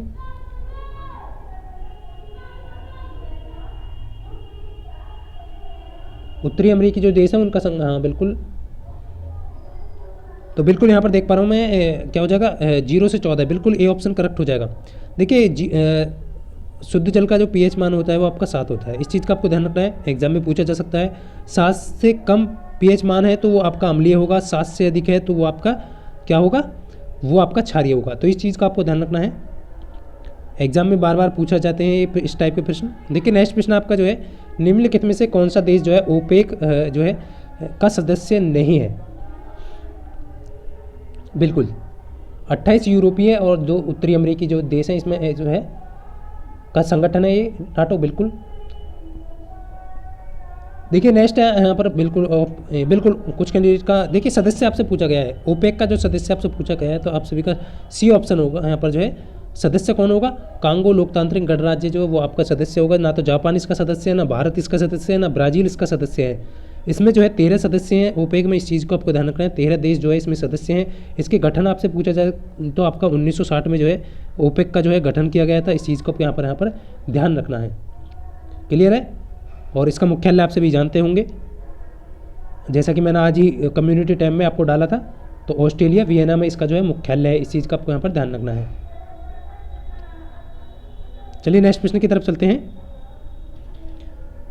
नेक्स्ट है, शायद मैंने वो दूसरा डाला था, कम्युनिटी टैब में दूसरा डाला है, शायद इंटरपोल डाला है। देखिए नेक्स्ट आपका यहाँ पर जो है सार्क का सदस्य नहीं है। देखिए एग्जाम में इस टाइप का प्रश्न तो आना ही है, इनमें आपको जो है बिल्कुल भी यहाँ पर गलती नहीं करनी है। सार्क का सदस्य नहीं है, ये आपको बताना है। देखिए मैं यहाँ पर जो है आपको एक चीज़ हमेशा बताऊँगा कि आप जो है एग्ज़ाम में जिन भी गलतियों को करते हैं उनसे ये आपका जो है स्कोर जो डिक्रीज़ होता है और आप जो है सिलेक्शन नहीं ले पाते हैं। तो आपको किन किन गलतियों से बचना है। जैसे सार्क का सदस्य नहीं है, बिल्कुल यहाँ पर मलेशिया जो है डी ऑप्शन होगा। जैसा कि आप सभी को ध्यान रखना है कि भारत के जितने भी पड़ोसी देश हैं, नेपाल हो गया, पाकिस्तान हो गया, अफगानिस्तान हो गया, बांग्लादेश हो गया, भूटान हो गया, और आपका क्या हो गया, श्रीलंका हो गया, ये सभी जो है इसमें है। मलेशिया नहीं है और चाइना भी नहीं है। चाइना को भी छोड़ दें, क्योंकि बहुत सारे कैंडिडेट जो है कम्युनिटी टाइम में मैंने पहले डाला था तो चाइना को बता रहे थे। देखिए चाइना को आप इसमें छोड़ देंगे। सार्क में हमें हमेशा याद रखना, आपको चाइना को छोड़कर किसको ले लेना है, मालदीव को एडजस्ट कर लेना है। बाकी सारे पड़ोसी और उसमें मालदीव और एडजस्ट हो जाएगा। तो ये आप क्लियर है सभी को। तो मालदीव जो है आपका इसमें एडजस्ट कर दें चाइना की जगह। तो आपको याद रखेंगे, इस तरीके से आप जो है याद रखेंगे बहुत अच्छे से। तो ऑप्शन यहाँ पर डी हो जाएगा करेक्ट, जो कि आपका नहीं होगा इसका। 8 है, बिल्कुल 8 राज्य जो है, 8 जो है इसमें देश है सार्क में। चलिए नेक्स्ट प्रश्न बताएंगे तेजी के साथ सभी। इंटरपोल, हाँ ये है बहुत महत्वपूर्ण, ये शायद आज मैंने डाला था कम्युनिटी टाइम में, तो आप सभी जो है इंटरपोल का मुख्यालय जो है वो कहाँ है ये आप सभी को बताना है। बिल्कुल तेजी के साथ द फ्रांस, ऑप्शन बी करेक्ट हो जाएगा। बहुत सारे छात्रों का आंसर बी सही है, फ्रांस के लियोन में है, ये आप सभी को ध्यान रखना है, तो ऑप्शन बी करेक्ट हो जाएगा। चलिए नेक्स्ट प्रश्न की तरफ चलते हैं।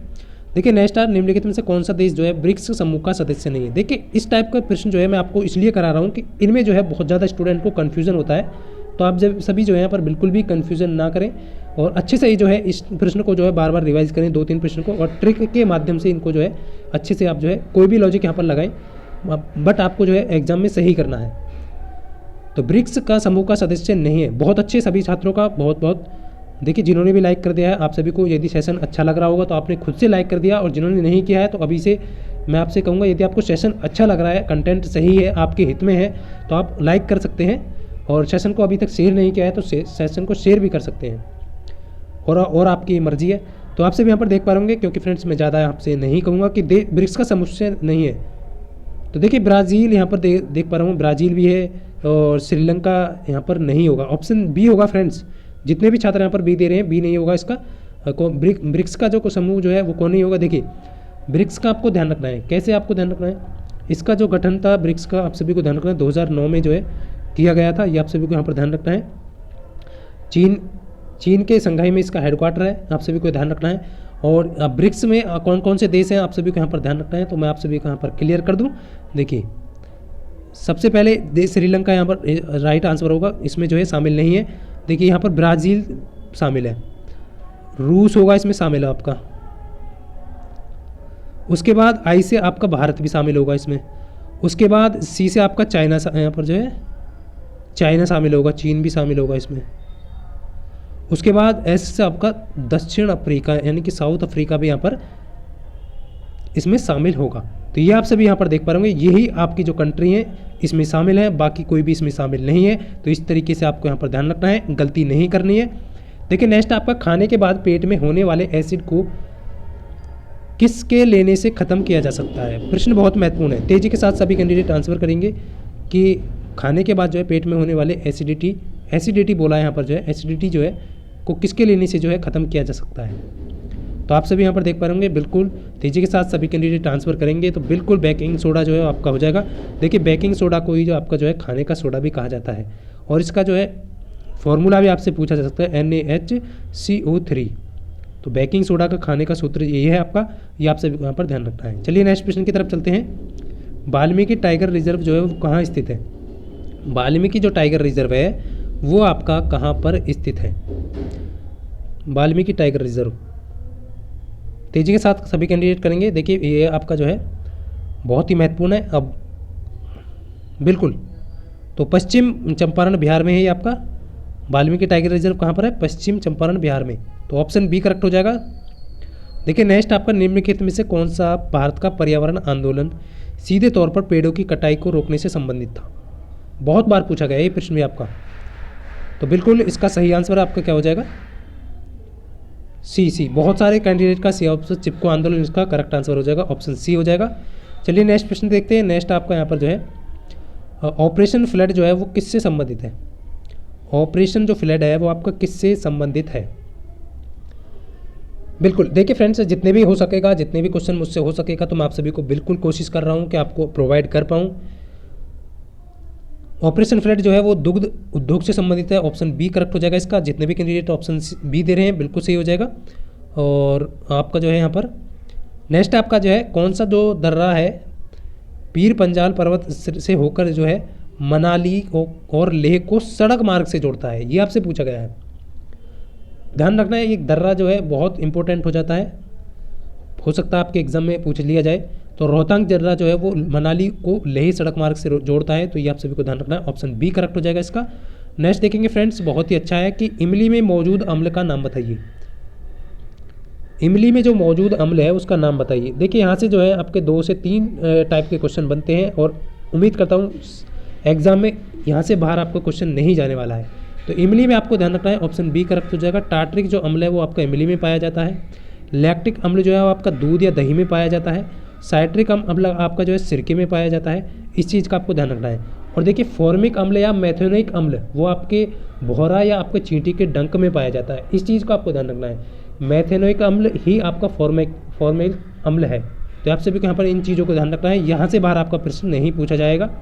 अब देखिए नेक्स्ट प्रश्न आपके सामने कि सार्वत्रिक गुरुत्वीय स्थिरांक का एसआई मात्रक क्या होगा। नेक्स्ट आपका जी जो है सार्वत्रिक गुरुत्वीय स्थिरांक एसआई का मात्रक जो है वो आपका क्या होगा। देखिए बहुत सारे कैंडिडेट यहाँ पर जल्दबाजी में गलती करते हैं, तो मात्र आपको क्या करना है, एफ बराबर आप बराबर capital G m1/m2 are square, ये होगा। अब कैपिटल जी आपको यहाँ पर निकालना है तो आपको आर स्क्वायर को इधर मल्टीप्लाई करना होगा। तो यहाँ पर आपको मैं दिखा देता हूँ इस तरीके से, एफ आर स्क्वायर अपॉन यहाँ पर जो है m1 × m2 और यहाँ पर कैपिटल जी। अब देखिए एफ यहाँ आपका बल हो जाएगा, बल का मात्रक क्या होता है आपका न्यूटन हो जाएगा, तो ये आपका न्यूटन हो जाएगा। उसके बाद मीटर स्क्वायर हो जाएगा, उसके बाद आपका जो है नीचे किलोग्राम स्क्वायर हो जाएगा।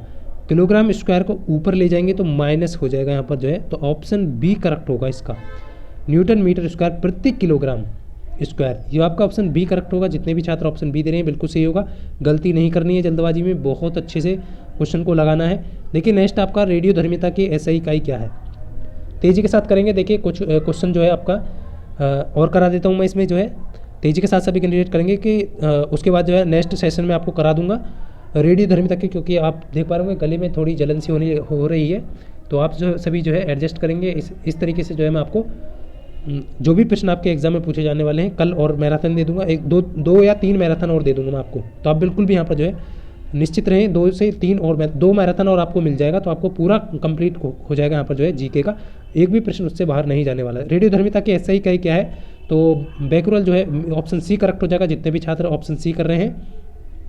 देखिए नेक्स्ट आपका प्रकाश की किरणें आंखों के सामने जिस भारी और पारदर्शी संरचना से होकर जो आंख में प्रवेश करती है उसे क्या कहते हैं। यानी कि प्रकाश की जो किरणें हैं आंखों में जिस माध्यम से यहाँ पर जो है किसके माध्यम से प्रवेश करती है, ये आपसे पूछा गया है। सिंपल सा क्वेश्चन है, तेजी के साथ आंसर करेंगे सभी कैंडिडेट। आंख की पुतली से, आंख के नस से, या लेंस से, या फिर श्वेत पटल यानी कॉर्निया से। तो ऑप्शन ध्यान रखना है ऑप्शन बी, ये श्वेत पटल जो आपका कॉर्निया से जो है प्रकाश जो है आंखों में प्रवेश करता है, तो इस चीज़ का आपको ध्यान रखना है, बी ऑप्शन करेक्ट हो जाएगा।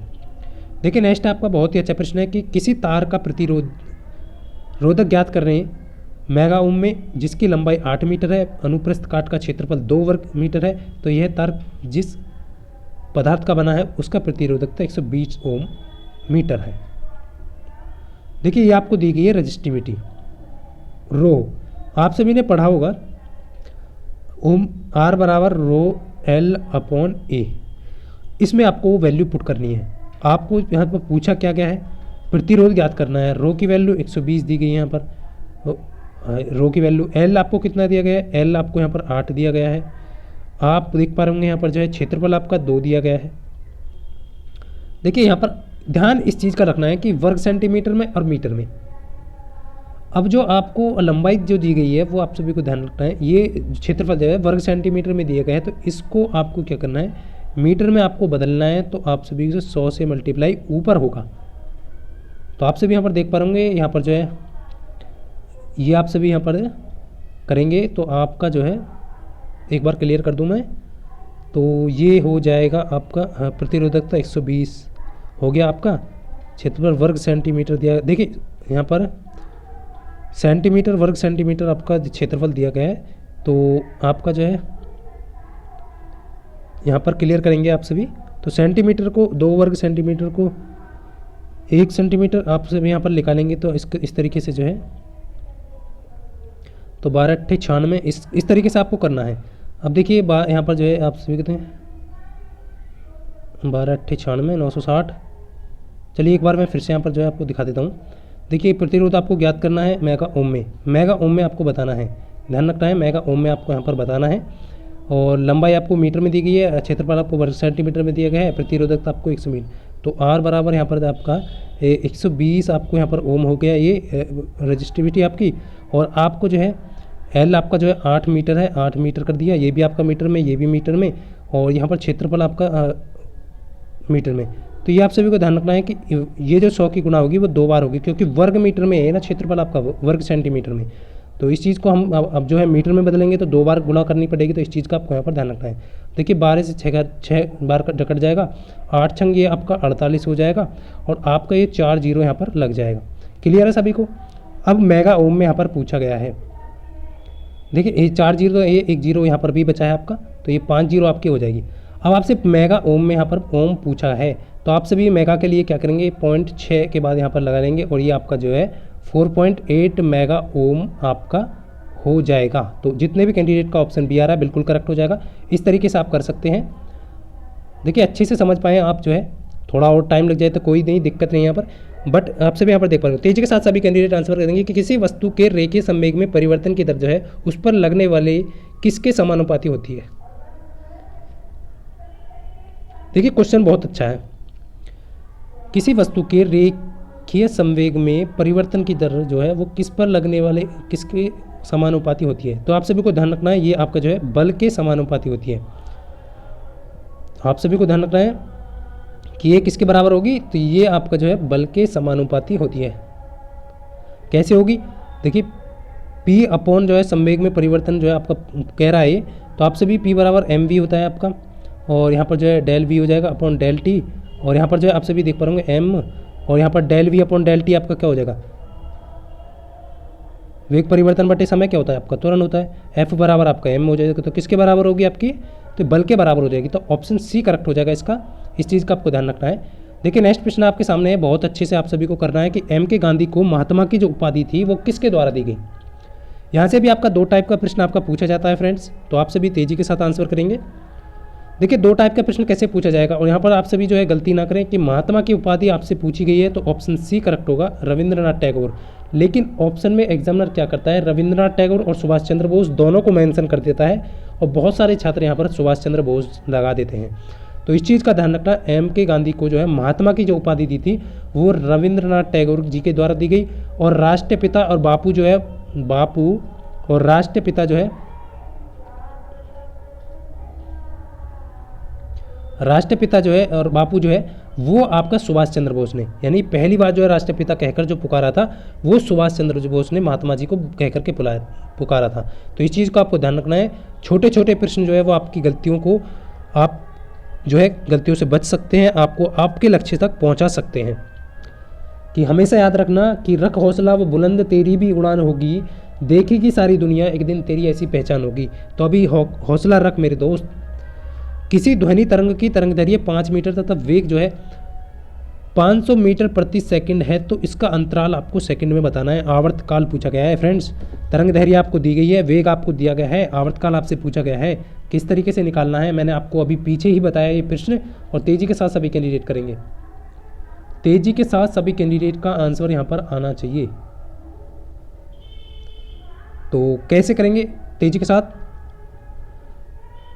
तो आप सभी जानते हैं एफ बराबर जो है v अपॉन लैम्बडा होता है आपका। क्लियर आपका। पहले क्या करेंगे, आप फ्रीक्वेंसी निकालेंगे, तो v आपको दिया गया 500, लैम्बडा आपको 5, यह आपका आ जाएगा 100। क्या आ गया, 100 मीटर आपकी यहाँ पर जो है फ्रीक्वेंसी आ गई। f बराबर आपका 100 निकल के आ गया। आपको क्या निकालना, आवर्तकाल निकालना है, 1/f करना है, 1/100। अब 1/100 को आप 0.01 लिख देंगे, तो ऑप्शन यहाँ पर ए करेक्ट हो जाएगा। जितने भी छात्र ऑप्शन ए कर रहे हैं बिल्कुल सही है। चलिए नेक्स्ट प्रश्न की तरफ चलते हैं बहुत तेजी के साथ। यदि किसी वस्तु का वेग जो है आधा कर दिया जाए तो उसकी गति ऊर्जा क्या हो जाएगी, कितनी हो जाएगी, हाफ हो जाएगी, दुगनी हो जाएगी, चौगनी हो जाएगी, कितनी हो जाएगी, आपको यहाँ पर बताना है। किसी वस्तु का वेग है आधा कर दिया जाए तो कि गतिज ऊर्जा क्या आप सभी जानते हैं, काइनेटिक एनर्जी जो है आपका क्या होता है, हाफ mv² होता है। अब आपसे कहा है कि उसकी जो है क्या कह रहा है, गतिज ऊर्जा वेग जो है वो आधा कर दिया जाए। ओनली वेग को आधा किया है, तो यहाँ पर काइनेटिक एनर्जी डैश मान ले या फिर कुछ भी मान सकते हैं आप, 1/2, और यहाँ पर जो m और यहाँ पर वैल्यू गति हुई है, गति कितनी की है, आधी, वेग आधा कर दिया जाए, तो 1/2 यहाँ पर वेग को कर देंगे इस तरीके से। ये आपको v रखना है, और यहाँ पर जो है आप सभी देख पा रहे होंगे 1/2 m, और यहाँ पर सॉरी यहाँ पर जो है v हो जाएगा, आधा है ना इसका ऊपर, तो v² अपॉन यहाँ पर 4 हो जाएगा। तो आप सभी को ध्यान रखना है फ्रेंड्स। अब आपको क्या करना है, देखिए 1/2 mv² इंटू 1/4। तो ये आपका जो है करंट यानी गतिज ऊर्जा की कितनी हो जाएगी, वो जो पहली गतिज ऊर्जा थी उसका 1/4 हो जाएगी। तो बी ऑप्शन यहाँ पर करेक्ट हो जाएगा। बहुत सारे छात्र इसमें गलती करते हैं, तो गलती नहीं करनी है, अच्छे से समझना है और अच्छे से क्वेश्चन को करना है। देखिए नेक्स्ट प्रश्न आपके सामने है। जनगणना 2011 के अनुसार भारत का लिंग अनुपात जो है वो 1000 पुरुषों पर महिलाओं की संख्या कितनी थी।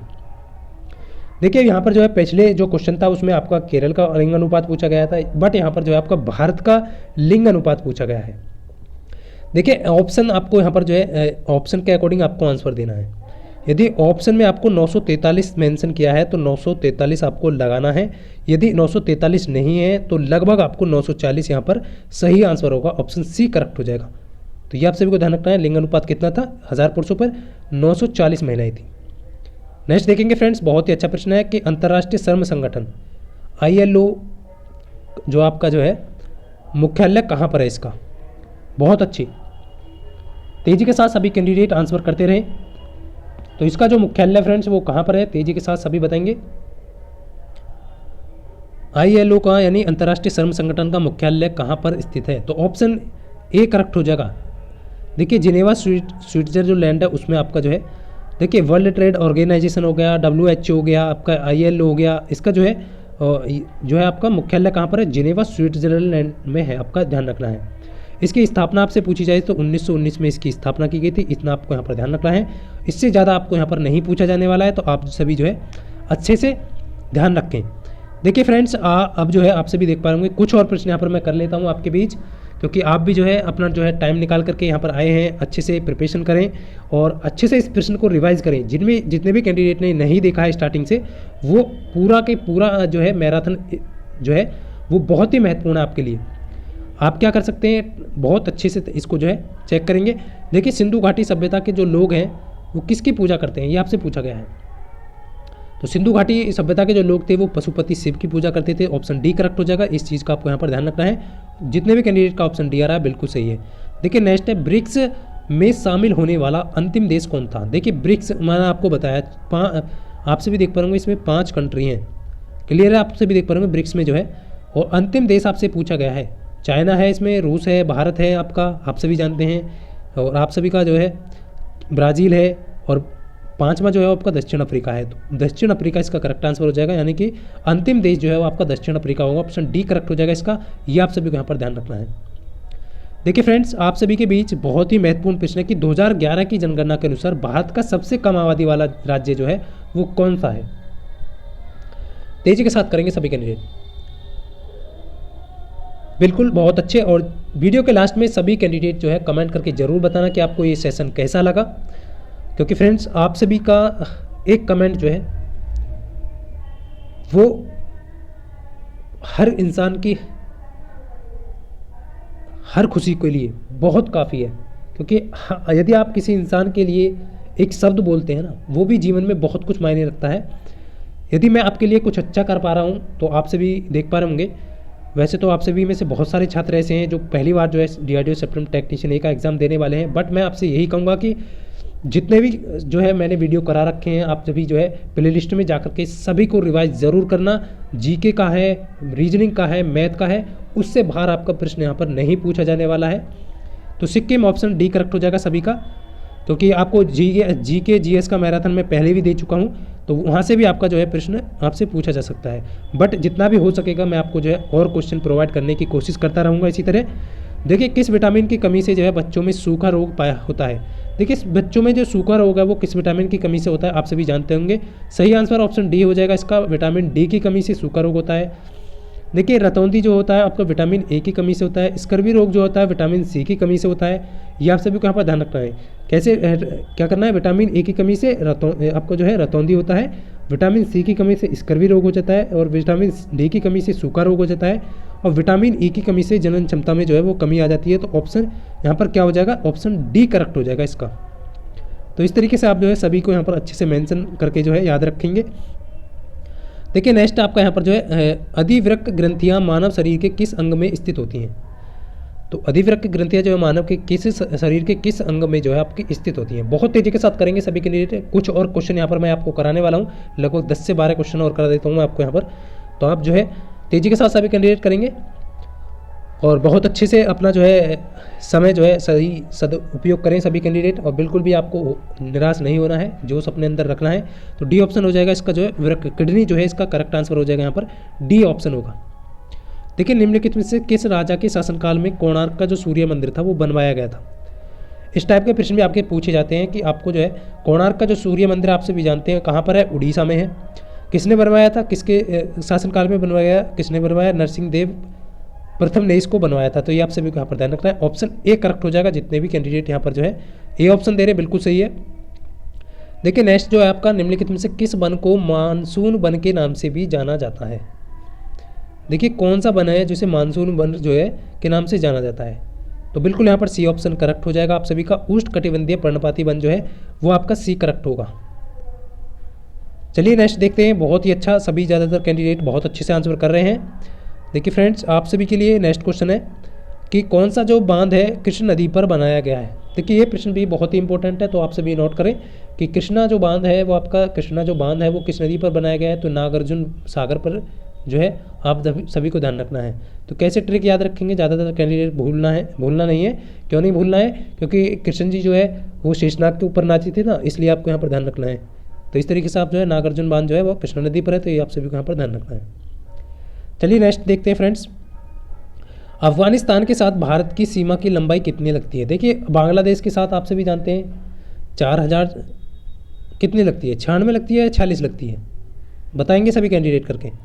कितने किलोमीटर की सीमा बांग्लादेश के साथ सबसे ज़्यादा सीमा भारत की लगती है। बट यहाँ पर क्वेश्चन में जो है आपका अफगानिस्तान के साथ पूछा है, तो ऑप्शन डी करेक्ट होगा। 106 किलोमीटर सबसे कम सीमा जो लगती है वो भारत की अफगानिस्तान के साथ लगती है। ये आपसे एग्जाम में पूछा जा सकता है, क्योंकि बांग्लादेश के साथ तो हर एग्जाम में पूछा जाता है, बट सबसे कम सीमा वाला यहाँ पर जो है आपसे क्वेश्चन पूछा जा सकता है। किस राज्य के साथ लगती है ये भी पूछा जा सकता है। जम्मू कश्मीर के साथ लगती है। आप सभी जानते हैं जम्मू और लद्दाख जो है आपका अलग अलग यहाँ पर जो है केंद्र शासित प्रदेश बन चुके हैं। टोटल केंद्र शासित प्रदेश आप सभी जानते हैं 8 हैं, तो ये आप सभी को यहाँ पर ध्यान रखना है। दमन और दीव को मिलाकर के जो है आपका एक बना दिया गया है। तो इस तरीके से आप जो है क्वेश्चन को जो है अच्छे से यहाँ पर रिवाइज करें हर प्रश्न को। देखिए सागर माता जो है वो किसका नेपाली नाम है, तेजी के साथ करेंगे। देखिए ये तो बहुत ही इजी प्रश्न है आप सभी के लिए, और आपका जो है 100% हो चुका है। तो जितने भी कैंडिडेट यहाँ पर जो है देखिए 100% हो चुका है। Mount Everest option A correct हो जाएगा। तो सेंचुरी आप सभी यहाँ पर मार चुके हैं जितने भी छात्र हैं बहुत अच्छे से। देखिए अशोक द्वितीय के नाम से किसे जाना जाता है। देखिए प्रश्न बहुत महत्वपूर्ण है बिल्कुल। अभी देखिए एक दो से 4 प्रश्न और मैं करा देता हूँ यहाँ पर जो है आपके लिए, फिर जो है क्योंकि गला भी यहाँ पर जो है अभी हवा अपना जो है जवाब देने लगा है, क्योंकि उसके बस की नहीं रहा है। बट आपको जो है नेक्स्ट या तो कल मिल जाएगा या फिर आपको जो है अवगत करा दिया जाएगा। नेक्स्ट जो मैराथन मिलने वाला है तो आपको जो है हो सकता है कल ही प्रोवाइड कर दूं मैं, क्योंकि संडे है तो आप सभी को मिल जाएगा। देखिए अशोक द्वितीय के नाम से किसे जाना जाता है, तो कनिष्क जो है ऑप्शन सी करेक्ट होगा इसका। अशोक द्वितीय के नाम से जाना जाता है कनिष्क को। इस चीज़ का आप यहाँ पर ध्यान रखेंगे सभी कैंडिडेट। देखिए नेक्स्ट है आपको ये प्रश्न है बहुत ही महत्वपूर्ण है कि मछली में मौजूद राइबोफ्लेविन जो है को किसके रूप में जाना जाता है। मछली में मौजूद राइबोफ्लेविन को किस रूप में जाना जाता है, यानी विटामिन के रूप में, विटामिन B2 के रूप में, विटामिन सी के रूप में, या विटामिन 12 के रूप में। तो विटामिन B2 हो जाएगा इसका करेक्ट आंसर, जितने भी छात्रों का ऑप्शन सी आ रहा है। तो इस चीज़ को ध्यान रखना। देखिए मैं सारों को यहाँ पर जो है आपको जो है क्लियर कर देता हूँ, क्योंकि आप में से एग्जाम में कोई सा भी यहाँ पर क्वेश्चन बन सकता है कि देखिए मछलियों में मौजूद होता है आपका राइबोफ्लेविन विटामिन B2। विटामिन के को फाइलोक्विनोन कहा जाता है। फाइलोक्विनोन विटामिन के को कहा जाता है, जो कि आपका रक्त का थक्का नहीं बनता है। इसकी कमी से क्या होता है, कमी से रक्त का थक्का नहीं बनता है। विटामिन सी जो है एस्कॉर्बिक एसिड है इसका नाम। विटामिन B12 जो है आपका इसका साइनोकोबालामिन इसका रासायनिक नाम है। तो ये आप सभी को यहाँ पर ध्यान रखना है। और सी का रासायनिक एस्कॉर्बिक एसिड है। तो ये आप सभी को यहाँ पर ध्यान रखना है। देखिए अब जो है आप सभी देख पा होंगे। और फ्रेंड्स उम्मीद करता हूँ देखिए अब जो है अब आगे नहीं हो पाएगा क्वेश्चन, तो इसलिए मैं आप सभी से यही कहूँगा कि क्योंकि गला जो है वो दर्द कर रहा है, तो सीमेंस जो है वो किसकी इकाई है। तो नेक्स्ट जो है आपका सेशन कल आपको मिल जाएगा, तो कल भी आप जो है इंतज़ार अच्छे से जो है अपना टाइम पर जो है आ जाइएगा सभी कैंडिडेट। तो सीमेंस जो है किसकी इकाई है, तो आप सभी यहाँ पर देख पा रहे होंगे सीमेंस जो है वो आपका ये किसकी इकाई है, ये आप सभी को जो है कमेंट बॉक्स में आंसर देना है और कमेंट करके बताना है कि आज का जो सेशन था वो आपको कैसा लगा। और फ्रेंड्स जिन भी कैंडिडेट को यदि यह सेशन अच्छा लगे तो वीडियो को लाइक ज़रूर करना। तो ये सारे प्रश्न आप सभी को प्रोवाइड कर चुका हूँ। नेक्स्ट मैराथन जो आपका कल होने वाला है इसी टाइम पर, तो आप सभी जो है बिल्कुल अच्छे से तैयार रहें। तो मिलता हूँ नेक्स्ट वीडियो में, तब तक के लिए सभी को जय हिंद, वंदे मातरम।